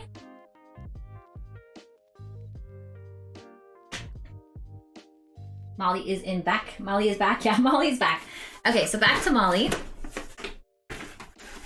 And I'm gonna do one more coat of this green so that can start drying so we can apply the metal pieces later, because I know you guys are all curious about these metal pieces. If you even choose to do them, some of you might not want to. So I've already done one coat. This is Plaid Effects if you're just getting here in Emerald. It is a $4 paint that you can get for $2 if you watch the Hobby Lobby sales. I can only find this at Hobby Lobby. You can buy it online on Amazon, but it might cost $7. It's like way more because they have like third-party sellers. Or you can order it from Blick Art Materials. Blick Art or Blick Art Studio. It's Blick Art though. If you just Google Blick Art, you'll find it. But shipping takes a little while. So if you want to get it local and you have a Hobby Lobby in your area, Hobby Lobby does have them. It is in a weird spot though. It's not like, it's always on an end cap, I've found. It's always by their Yaya Han foam. And it's always, it's like in a weird place. It's in the same aisle that like kids crafting is. So like where you find like children's foam and like little pom-pom balls and stuff, that's where you find it. I'm supposed to go camping this weekend with a friend, but our family has been so sick.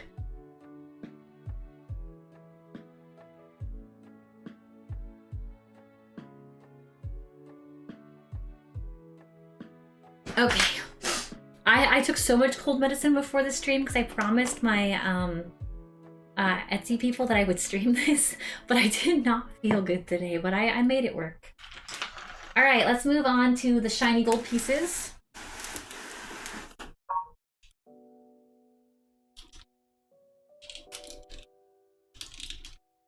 So hard to get the camera to focus.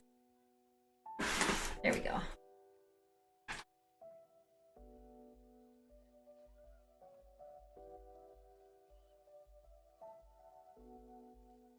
Okay, so this is Deco Arts. So actually same company that makes Plaid Effects, I believe. No, Plaid. Plaid and Deco are different? I thought they were the same. I guess they're different. Anyway, Deco, Extreme Sheen, Metallic, I believe it's 24 karat gold. Yep. 24 karat gold, Deco Art Extreme Sheen. This is a product they currently have. It's not gone or anything. I hope we have time to do all the pieces on the gems. The gems, in case we don't get that far, the gems I base coat 2 times with the Deco Art Extreme Sheen. And then I follow up on all the ridge lines. You see this in weapon painting a lot with a white, but I don't have like white. It's like, I think it's called parchment. What is this? Vanilla cream. You just don't want it to be like a white, like an off-white. If you have white, that's fine. It's just a little too stark. If you have only white and you don't want it to be such a stark line, then you could mix like 1 drop of your 24 karat gold in it. That's a way to avoid that. Sorry, my friend is messaging me because we're supposed to go camping and our family's been sick and I don't know what we're gonna do.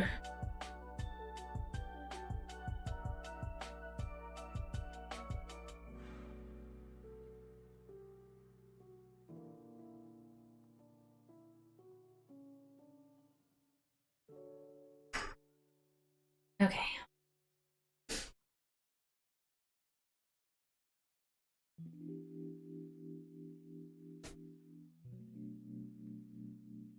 If you get some on the black by accident, I know I keep saying this, but don't worry. Just paint over it with black. I like the Plaid Effects Black Carbon. Even though I didn't paint the whole corset in that, I painted it, I did Plasti Dip, and then I followed with a matte black automotive paint. It's just matte black. You can get matte black anywhere. I've messed up on these parts so many times that I just go through with my black, like carbon black or any acrylic black, and I just touch up around them. It's fine. You'll find yourself making mistakes and you get paint where you don't want to. Okay. So I'm not coating my brush very much. You can see here, I barely have any paint on my brush. It's almost like I'm dry brushing it. Not quite as dry as like dry brushing, but like there's not much paint on here. I want it to dry very quickly. Oops, see, I got a little gold there.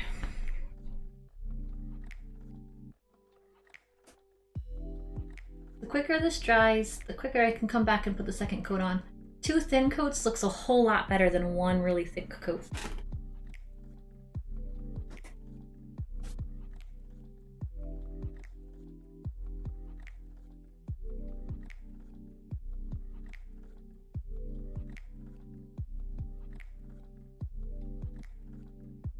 I probably have 1 more hour left in the stream.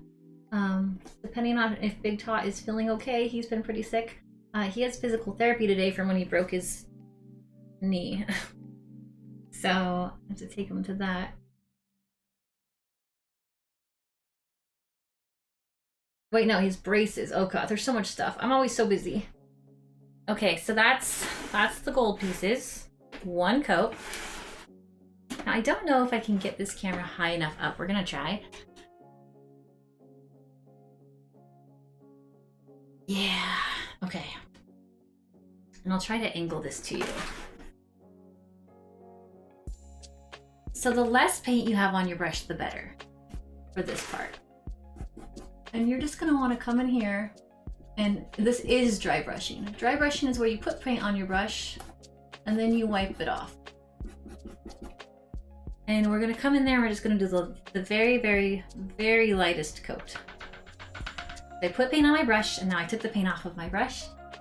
And I'm just coming in here, and I'm lightly wiping paint over the top.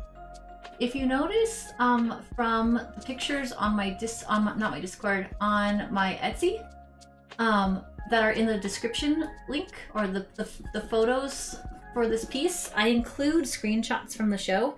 And this is very worn down. This is not painted a heavy gold. If you want it to look screen accurate, you're gonna lightly want to wash this in gold. It'll look something like, let me get this in the lower camera. This. You wanna be able to see the pits through it. Like, you don't wanna jam this into the hollowed out pits that we made. We want those to still remain kind of black. So, excuse me for a second, I'm gonna have to pull this away from the camera, but I'll zoom in and go closer to you like I did just a second ago. I'll make sure to always, if I can't paint close to the camera, I'll make sure to always bring the camera back. And I'll show you a zoomed in shot. There's one spot in particular, I haven't been doing it on these pieces because it'll probably wear off anyway, where like in the off center left of this painted piece, she's really worn down. It almost looks black right there in like 3 spots. So if you want to go super accurate, look at the photos I included in the item description, and I include a close-up shot of this piece, this ornamental piece, and you'll see that it is it's like completely missing the gold in like 3 little spots. And it must have been like where something ricocheted off of her, or a sword, or definitely like some cool battle damage. I like to make some spots be really heavy in the gold, just to accent that it's worn down in some places. So you'll see I come in, and when I show you this again, I'm gonna go pretty heavy in like 3 spots, just because like if you're going really light like dry brushing, then it also makes sense to have some spots that you put on kind of heavy. All right, so I'm done with that, I'll show you. So you can see I went really heavy right here, and then up in the corner, up here, and then a couple other spots. And then this just makes it look more like hammered metal. And I really only use one color here. Like a lot of times when they're doing metal, people will use like 2 or 3 colors, and I would if it was like a different kind of piece, but for this, I think the 24 karat gold looks just fine. And I think that's all you have to do. I wouldn't do any more than that. If you want to be a rock star and like high shine it up and low light and highlight and use 3 colors, fine, whatever.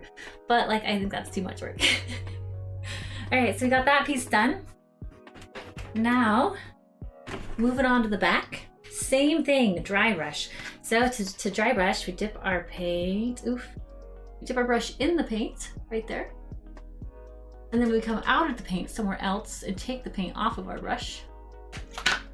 And then we come and we just lightly, this is like the easiest paint job ever, you guys. There's like not much to it. And you're gonna take your dry brush and you're just gonna very lightly go over the top.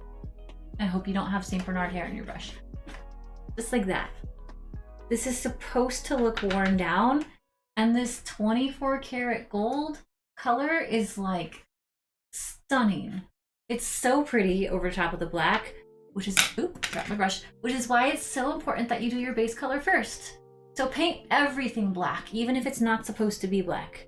So if you're not plasti dipping like I did, the plasti dips what made this all black and nice and gorgeous. If you're not plasti dipping, then paint the whole thing black in that Plat FX carbon or your black acrylic paint, whatever you have, it's not a big deal. Then put the gold over top of it. Gold is so beautiful when it has undertones. So I just did, I can't show it yet, but because it's under contract, but I just did a cosplay that's red and gold metal looking armor. So I painted the whole thing red first on purpose because I think your gold should have the base color of what the base of your armor is.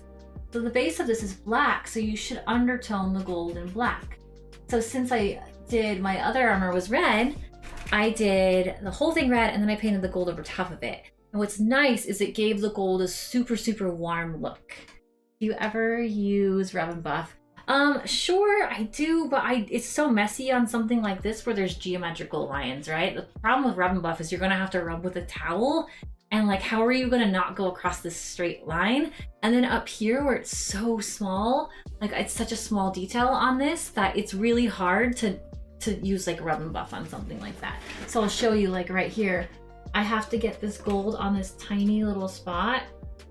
So it just makes more sense to brush it on. And since you're already using a brush, might as well brush the whole thing because this is a tiny accent piece.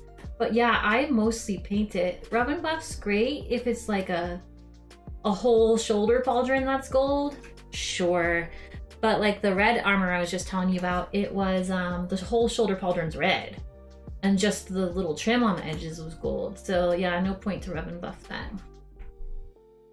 But yeah, if you're new in this channel, John Man has been doing cosplay for a long time too.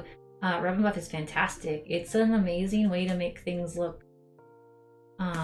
gold. It's hard to find though. Like I've only been able to get it locally.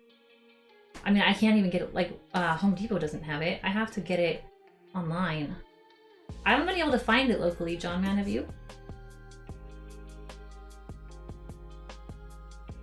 Okay, so that's that one. And again, we're just dry brushing, you guys. This is like very,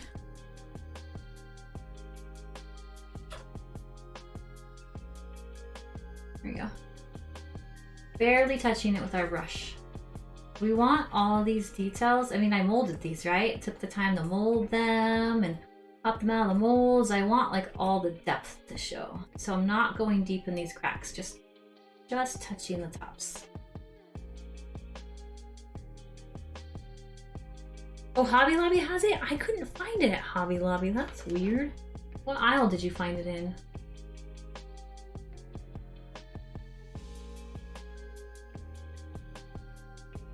I might go to Hobby Lobby today. I don't need Rub and Buff. I do need it on something in my bathroom. There's a bathroom fixture I want to use it on.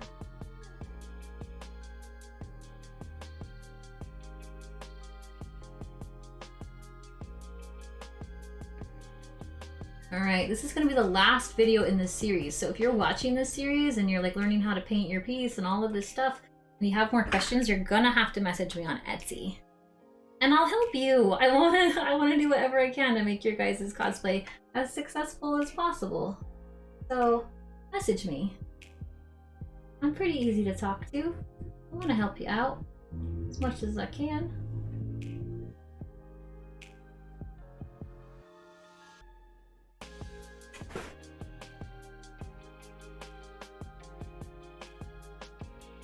All right, so we got those ones. All right, now for the hard part is up here.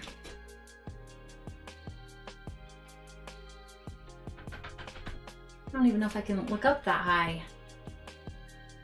Might have to move this.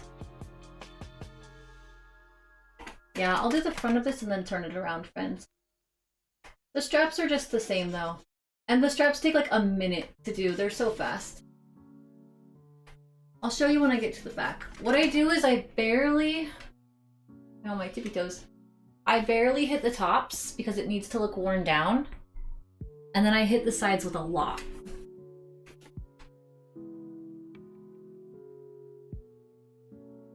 So I'm coming in and I just barely did the top. But then I'm gonna load my brush up. And then the sides of this, we're gonna hit with a lot more paint because the sides rubbing off is a little less likely because it doesn't have this hammered texture, right?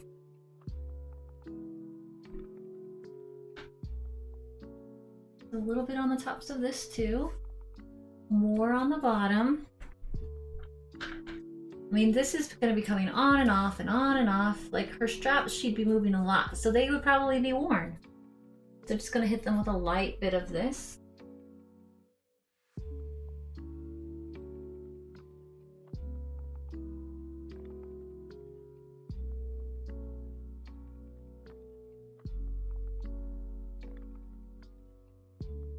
And then I'll show you the last step to this after we paint these.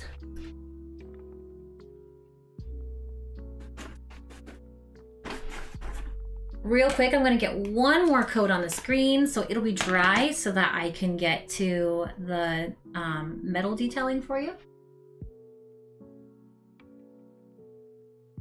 As you can see, I've waited about 30 minutes between each coat on this. But I really want to get a lot of the screen on here because it shifts, it's color shifting. It's so pretty when it hits the light. So we want to get a lot on here so that none of this black shows through. But we want the black underneath it because that's what makes the green pop. What would have made the green pop even more is if you had time to do white under it, but I don't with these, so. But if you want to and you really want your green to pop, then go with white underneath it. But that's an extra step. We don't like extra steps, do we? Okay, that's the last of the green. Took me a while to find it. I think it was over by the stencils. Oh, weird. Okay. I wish this had a stand, so I didn't have to tiptoe. I need to stand on something. Do I have a box? I don't even think I have a box. I'm too short. But you guys get the idea.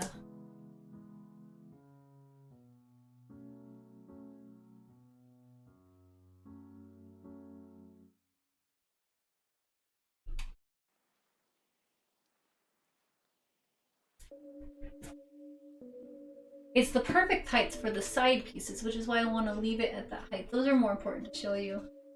Okay, I'll stop on the straps for now. But you guys get the idea on the straps. You guys can see what I did there, right? Okay. Let's move on over to putting the second coat on these. I don't put 2 coats on anything but these. So when I'm dry brushing all those other pieces you just saw me do, it's 1 coat. You hardly use any paint.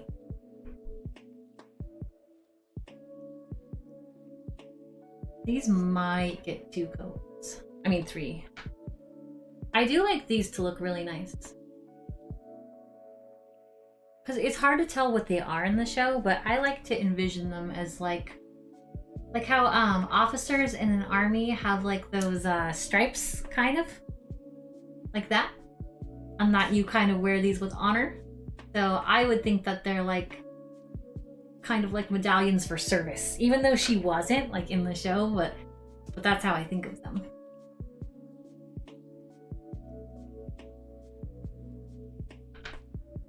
So you can totally see the difference. I've done this row twice, and these 3 rows have been done once. Oops, got some gold on. I hate when I get gold on the armor and I have to touch it up. So annoying. But alas, there's not a good way to get it off. This metallic like touches something black, it's just on there. It's because there's like glitter in it. And you know glitter is the devil, so. Glitter's the worst. Gets everywhere.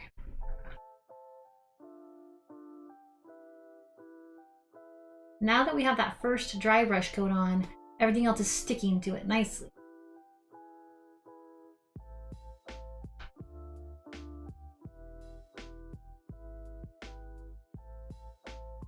Okay, so I'll let that dry. I'll touch up the back here too, since I have the back right by me. I have time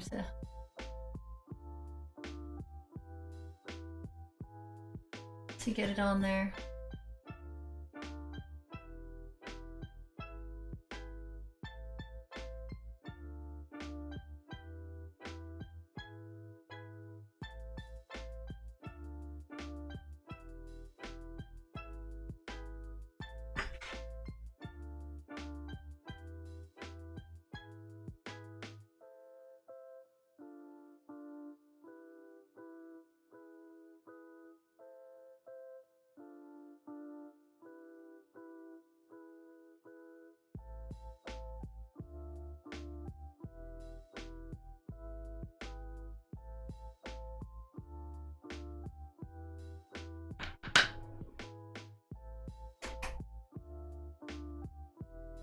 I know you guys can't see this, but I'm back here, so I might as well do it.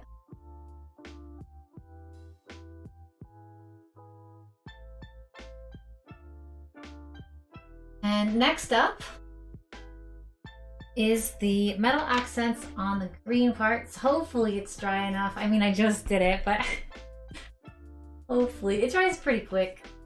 It just needs to be tacky.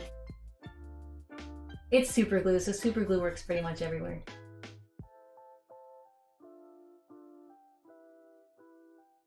She wears this bikini, in case some of you are curious, because it gives her boobies to fill out the armor. Otherwise, it's hard to work with her.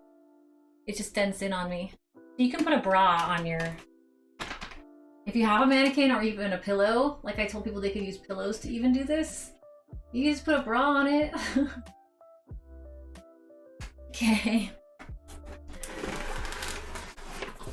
Alright, so I think these have to dry a little bit more before I can touch them with the white, like I was going to teach you how to do.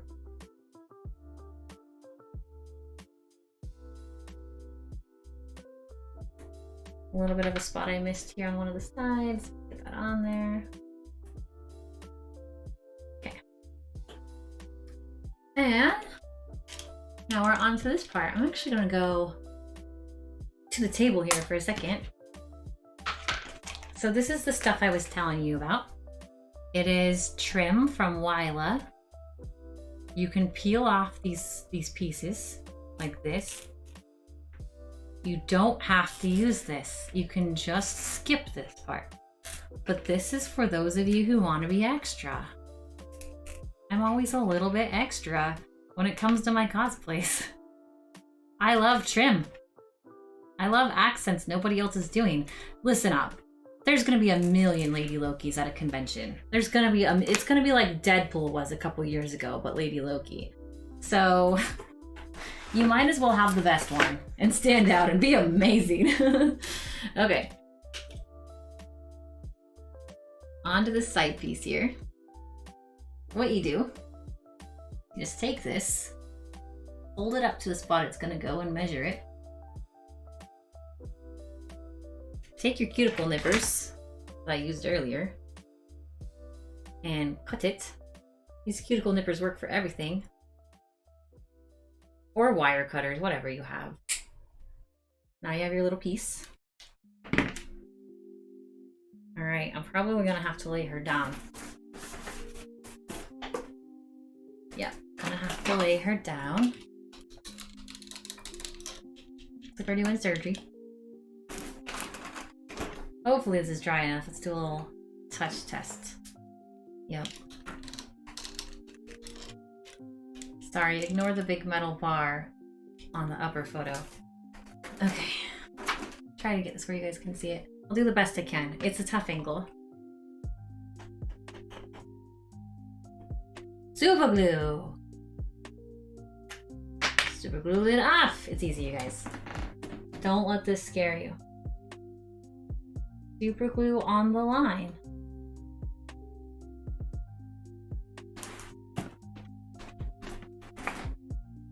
Then the metal piece goes into the line.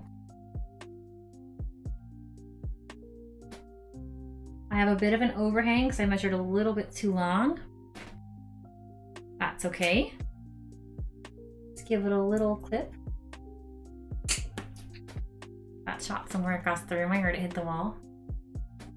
Push that in. Now, if your arm rubs this over and over and over, is this gonna come off? Yeah, probably, eventually. But it's cute, just glue it back on.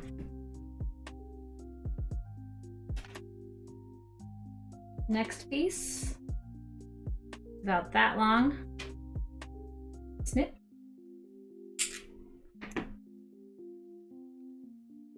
I just like this, you guys. I think it looks finished. I'm big on like, maybe it's because I did hair for so long. Like, we learned so much about finishing, making something look finished, like that extra blow dry or that extra little step or whatever you needed, right? To finish the look. I just always felt like this didn't look like it had enough here, which is why I added this piece on.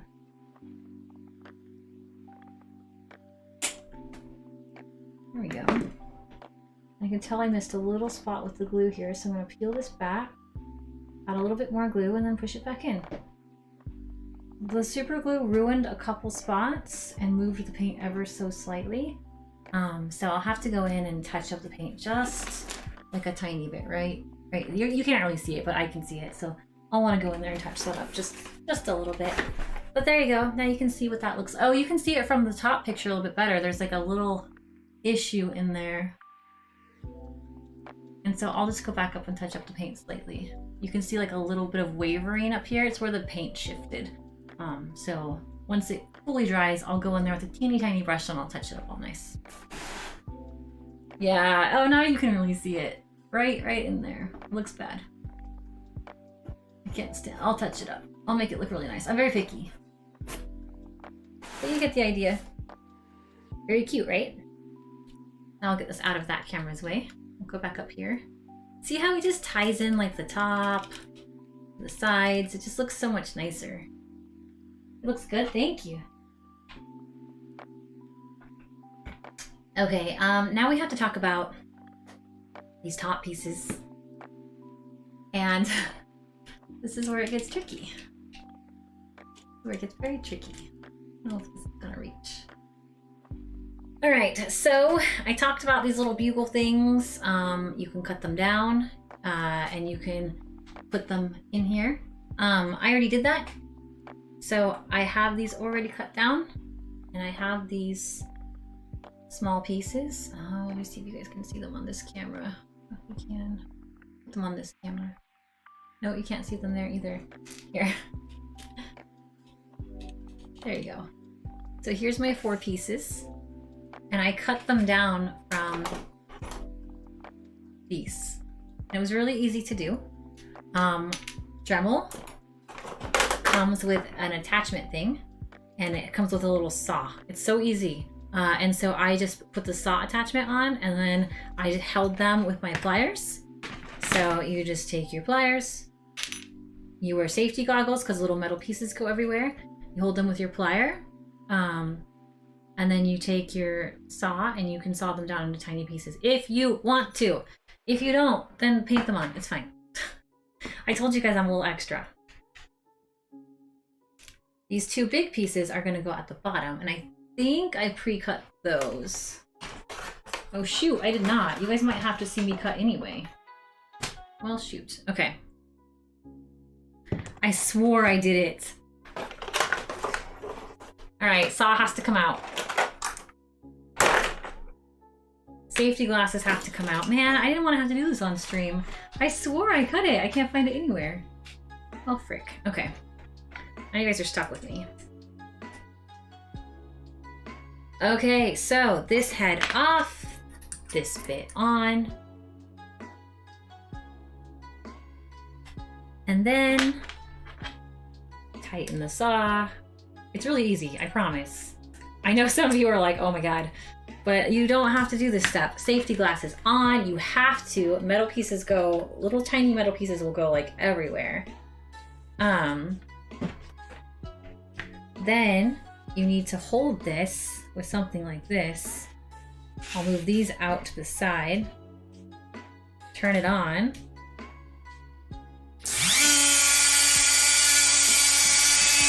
And just cut it in half.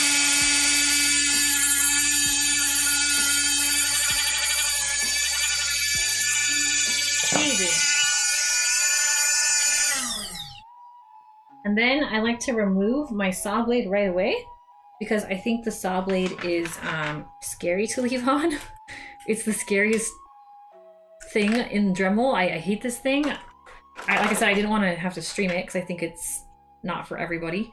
But that's okay. Goggles off. That's like one safety thing I will not skip. Like you have to wear your goggles, and then don't touch this. This is blazing hot once it's thawed.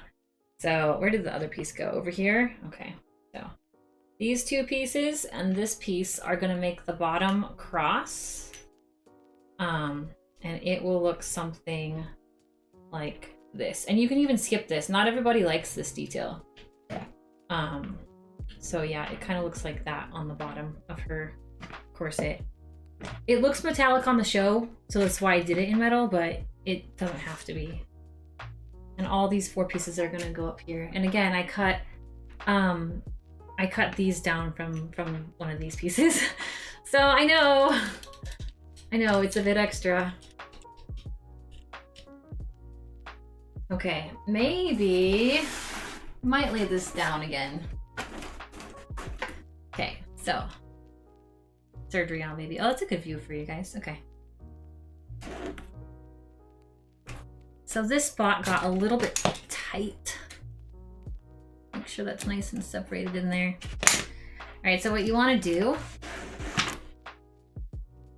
is get it to fit in these spots. It can be kind of a pain. So I'm gonna go up from underneath and really kind of push this out to separate it. Put the glue in there. Oop. Take the piece, stick it in there, curvy side up. Use a pencil or something to push it in. There you go. Now I can take a little bit of foam, or I have this piece of Velcro here, so I want to clean up the glue because the glue dries around it and makes it a weird color. All right, so I got that metal piece in, easy.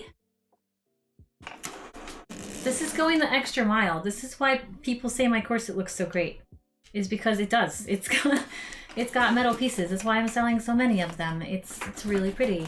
So I'm gonna push this up from the underneath, and that's gonna separate the panels enough for me to get this in here. Super glue right inside.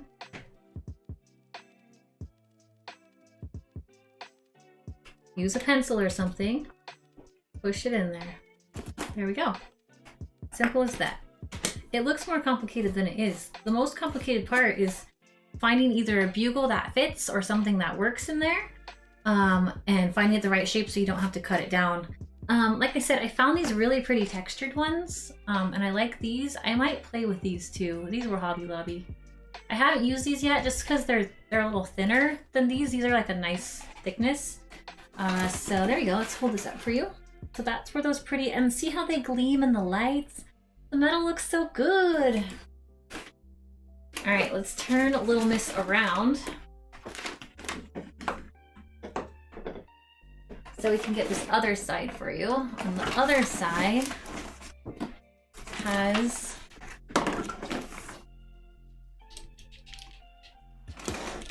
some easier spots to get them in there.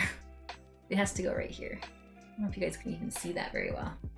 I don't know if you can, but it's where they gotta go. So I'll just get them in here real fast. So super glue, you have to work really fast. Curvy side up, since they were on a curve. Push them in with a pencil, done. Next, hot glue, super glue. Came off in there, oof.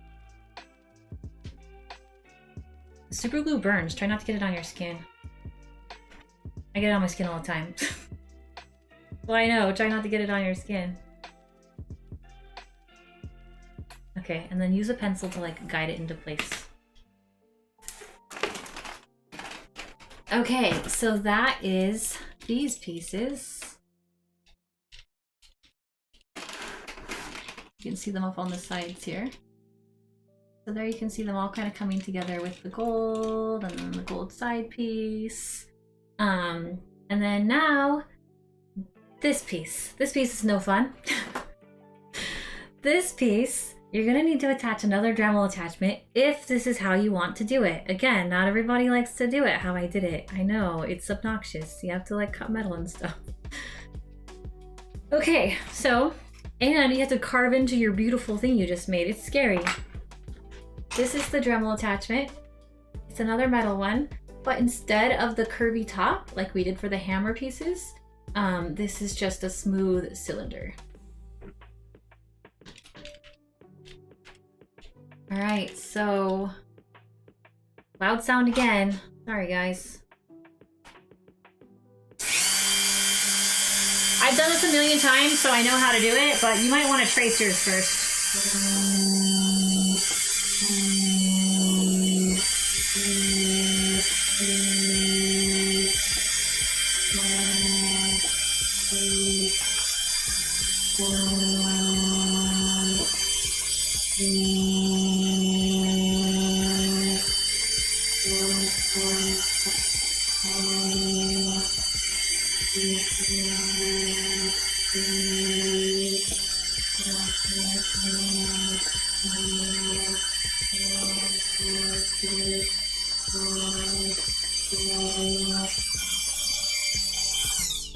Okay, I don't know if you guys can see that. I'm gonna double check. Like I said, I've done so many of these, I kind of know the size. So this looks pretty good. I can go a little bit farther on the curve on the sides, okay? A little more.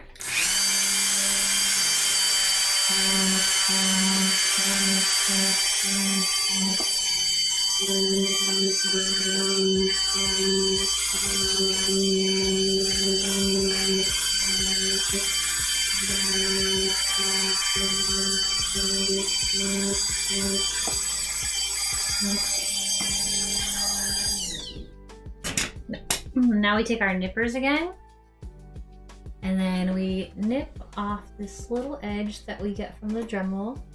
I like to use the nippers instead because there's plasti dip on here, and if you try to pull at it, it can rip the plasti dip, so I just prefer to like trim the edges. Again, those of you who have bought this pattern and you're like, this is too much, it's okay. But this is the placement. I include a reference picture in the pattern so you can see where it goes. You can just paint this on with gold paint or skip it. It's your corset, do what you want. I just want people to know that you have a lot of options.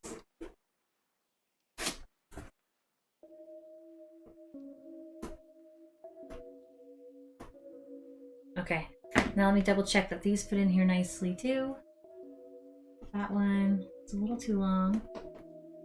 Yeah, I have to make these a little longer. Almost there.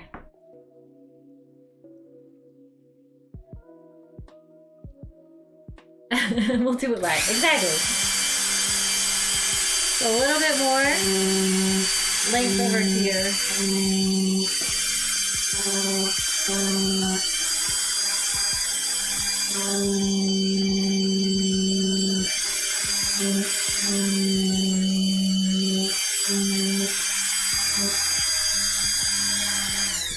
Do you see where I just faltered here? I just went off to the side a little bit and kind of dinged it. Don't worry about it. You're gonna fill it in with black paint. Nobody cares or will notice. This is even for a client and I'm not bothered. Don't worry. People get too hung up. Like, I've done so much cosplay over the years, and I've made enough mistakes on things to know that most mistakes people won't notice. And especially on a corset like this where there's a lot of texture and dimension, it looks kind of cool anyway. Okay, so let's test this. Make sure all these pieces are gonna lay in here nicely. That's gorgeous. And then this one, gorgeous. Okay, everything fits beautifully. So real quick, we're gonna take our black carbon paint from Cloud Effects, grab a paintbrush, dip it into the black, because we want to fill in where we just did all that. Most of it's going to be covered by the gold, but we still want it to look professional. So the paint's just going to kind of come in here and fill a little bit of the rough Dremel texture.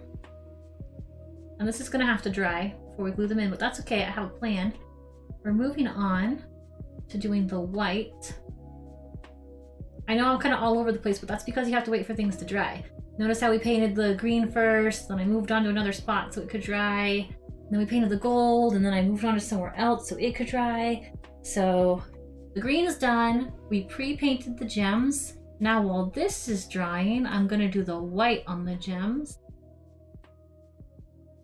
And that's so I can cover enough stuff for you guys. Okay, and while I have the black paint out, I'm gonna come over here and I'm gonna touch up some of these mistakes.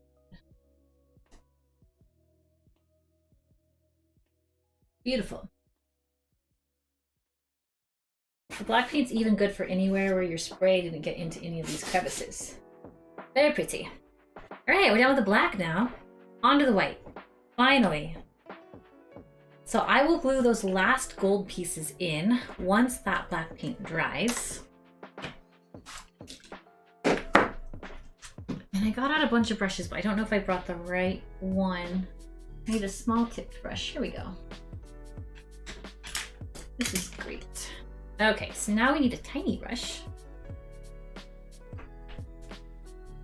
We get our parchment or our ivory or whatever our off-colored white is. Take the tiniest little drop. It's almost out, so I'm only gonna get a tiny drop. Come on, little buddy. Just need one drop of you. Oh man.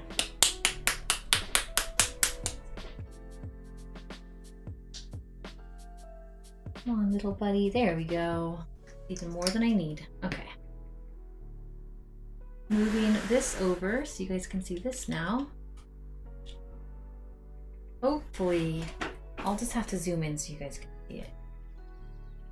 You want to get the tiniest amount of paint on your brush, just on the very top of the brush, like this. On the edges of these gems, where the ridges of the gems are, or the facets, you're gonna trace. Doesn't have to look pretty. Doesn't have to be a perfect straight line.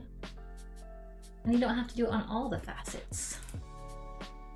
But you want to get, see how I did that? You can see it on the top one.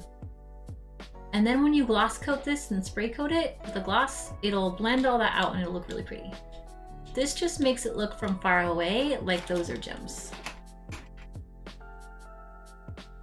Fun little technique. Imperfections are gonna get touch up in Plasti Dip. I already Plasti Dipped. Yep. It's hard to, you can't really touch up it with Plasti Dip. If you wanted to, you'd have to spray it into a lid of something. And then you'd have to dip a paintbrush in it before it cured. And then brush on Plasti Dip. If you really wanted to touch up in Plasti Dip, you could, but it's gonna be a process.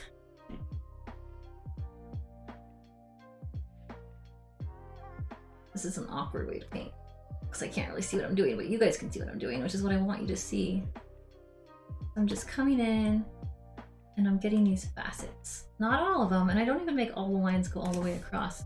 You can blur some, like I'll just blur that one because it was a little bit of a mistake, it's fine.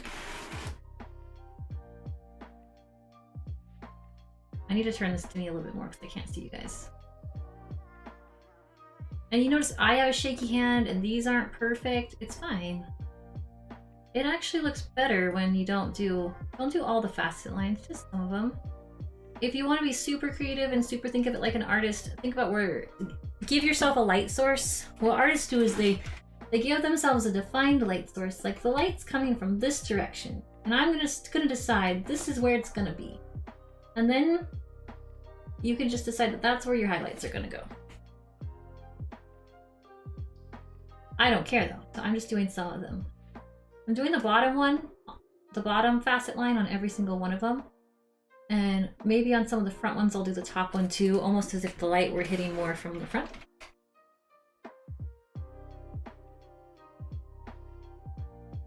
We just want these to look like gems. And if you put the white on these facet lines, then they will look like gems. It's used on World of Warcraft armor all the time, on like the ridges of like foam armor, so that it looks like, you know, there's just more highlight. Especially if you're not good at painting metal. If you're good at painting metal really well, then it's going to get natural shine and natural lows. Or painting metallic looks. There's some people who are so good at painting metal that they just make it, or painting metallic looks, that they just make it look like metal, and they don't worry about painting too many like white lines and ridges, because it's going to naturally get those highs and lows anyway because it's shiny enough. But if you're not that good at it, you're going to have to paint ridge lines. There, they're all done. Don't they look more like gems to you from far away? That's what the goal is, from far away, that they look more like gems. You don't need to do this anywhere else, just on these. And that, my friends, is the last of the painting tips. So, you've learned how to make this corset and now you're on to painting. That was the last of it. All the painting is done. It just needs a gloss coat. Gloss coats can be done in spray paint gloss. You can just buy like Krylon clear coat. You can choose to go matte or shiny. I usually go matte. You can airbrush it in a gloss. There's a whole bunch of glosses. You can use like a brush on clear coat, like oh, I forget what they're called.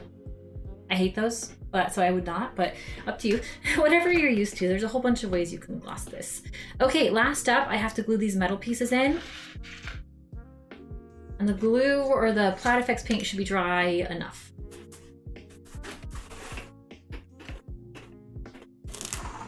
Okay, so we lay her down again onto the top here. And the middle piece goes in first. And I find this one tends to be tricky because these metal pieces want to roll. So in goes the glue. On comes the metal piece. Have your pencil handy, or your end of a paintbrush or something. You need something to get it to go into those lines really well. You want to shove it in there. You can push from the back. I'm gonna grab some pliers. I'm gonna shove this deep into that groove I made. I don't want it to float on the surface. I want it to be in there. That's the whole reason we grooved it out. So we're gonna push. There we go. Where are my pencils? Pencils are perfect because you can stick the little tip into the end of it and push it down. There we go. Sorry, just getting a big on view of my birthmark right now. There we go. It's kind of in there. Okay, and once it's in, we can put extra glue around all the edges. Really make sure this stays. There we go. Okay, next up is this piece.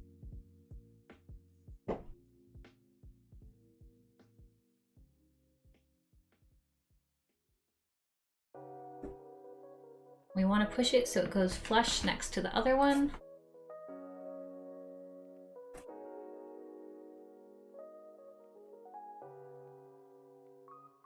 Really get it in there. Great. And if you see this up close, it's not like the most gorgeous looking thing, but it looks so good from far away. And the metal, it's the light.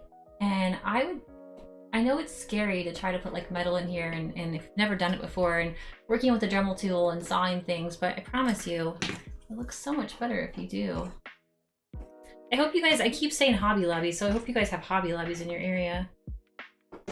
Hobby Lobby's not my favorite store because they kind of have some bad practices I don't believe in, but I can't find it anywhere else. Sorry, don't believe in. Like, ugh, they're such a weird store. But whatever, I won't go into all that. I wish somewhere else carried it though. Okay, it's in. I might have to go back and try some of the, I might have to go back and touch in some of the black on some of the grooves a tiny bit more. But the nice thing is any imperfections that you have gets overshined by like how great the metal looks in it. So the metal glints off the top of those pieces, and the metal glints off the bottom. And then we have like metal shine over here, plus the shine from the paint. So just lots of like cool like ways to make this stand out. Oh, there was one more thing I didn't touch on. I have to do this real fast. It is the last piece, the very last piece, if you choose to do this. Okay, let's focus our attention down here real quick. I painted this earlier. It's just a 1/4 inch strip of 2mm foam. That's all it is. I painted it in this pretty copper color. It's shiny. It'll be shinier when I put the top coat on it. And what you want to do is you need to make, and these don't have to be perfect, but I'm going to line them up. Every single one of these dots is a 1/4 inch on here. So I'm going to line it up on the 1/4 inch marks, and I'm going to cut tiny little 1/4 inch squares. So this was a 1/4 inch in width when I made the strip. And then I'm cutting these little squares at a 1/4 inch.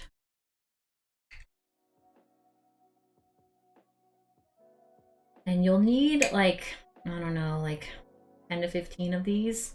I only know what the corset looks like from the front, because again, I've told you guys it doesn't really show the back very well. So cut as many as you want and be as creative as you want. And this is how I made the little tiny square pieces that go on her collar, which is, let me show you a picture. I have it right here. So on the straps, there's these little gold thingies. So that is how you make those. So yeah, up here at the top, I'll go up there, and then you can just take super glue and just glue these tiny little copper pieces wherever you want them. If you even want them, you can skip them if you're not quite sure. So anyway, that is all of it. I think I covered quite a bit. I tried to as much as possible. So let's recap. I already did parts P through 10 on this. I'm so sorry that it didn't show up. Like I said, I thought I was recording. So the big takeaway you can get from that, even though you didn't get to see it, is to have your paper piece first, put it in the section where it needs to go, make sure the paper piece fits in your area, and you can always adjust the paper piece first before cutting out your foam piece. So nobody's having a problem all the way down to this piece. Everybody's good. Everybody's good for the base and the straps, and no one's had a single question. I'm only getting questions from this one, so P6, P8, P10, and then on the other side, P7 and P9. Those are the ones that people have a lot of questions on. And that's just because your pattern probably moved or shifted as you were putting it together. And by the time you're getting to your last pieces, you're already off a little bit, so you have to adjust your pieces. It's as simple as that. Maybe you need to cut your own piece for there. You know, if I got you this far on this piece and you get a little mixed up, it's okay. The rest you can figure out on your own anyway. It's a really easy pattern. It's a really easy pattern to hear. And then it gets weird over here. So I hope I helped you guys. So we covered P6 through 10. And then I covered the straps. We covered paint. We covered Plasti Dip. I have a video for grommets if you need to know how to do the grommets. I have this included with the pattern on where to get these. And then I talked about these, Hobby Lobby or wherever, so you could buy the metal things. So yeah, it was all covered. So if you have any questions on how I made this, let me know. This is completely 100% my pattern. I didn't change or use a different pattern. I've had a couple questions because people were like, mine's not turning out the same. Are you sure you use your own patterns? Yes, I'm sure I use my own patterns. I promise. Yeah, easy. Well, you guys saw the first video. Of course I use my own patterns. So if you're struggling, just message me. I'll help you out. Anyway, you guys, I'm going to hit the buy now button, and hopefully if there's anything else you want me to make, let me know, and I'll try to make a video of that for you. So thanks, you guys.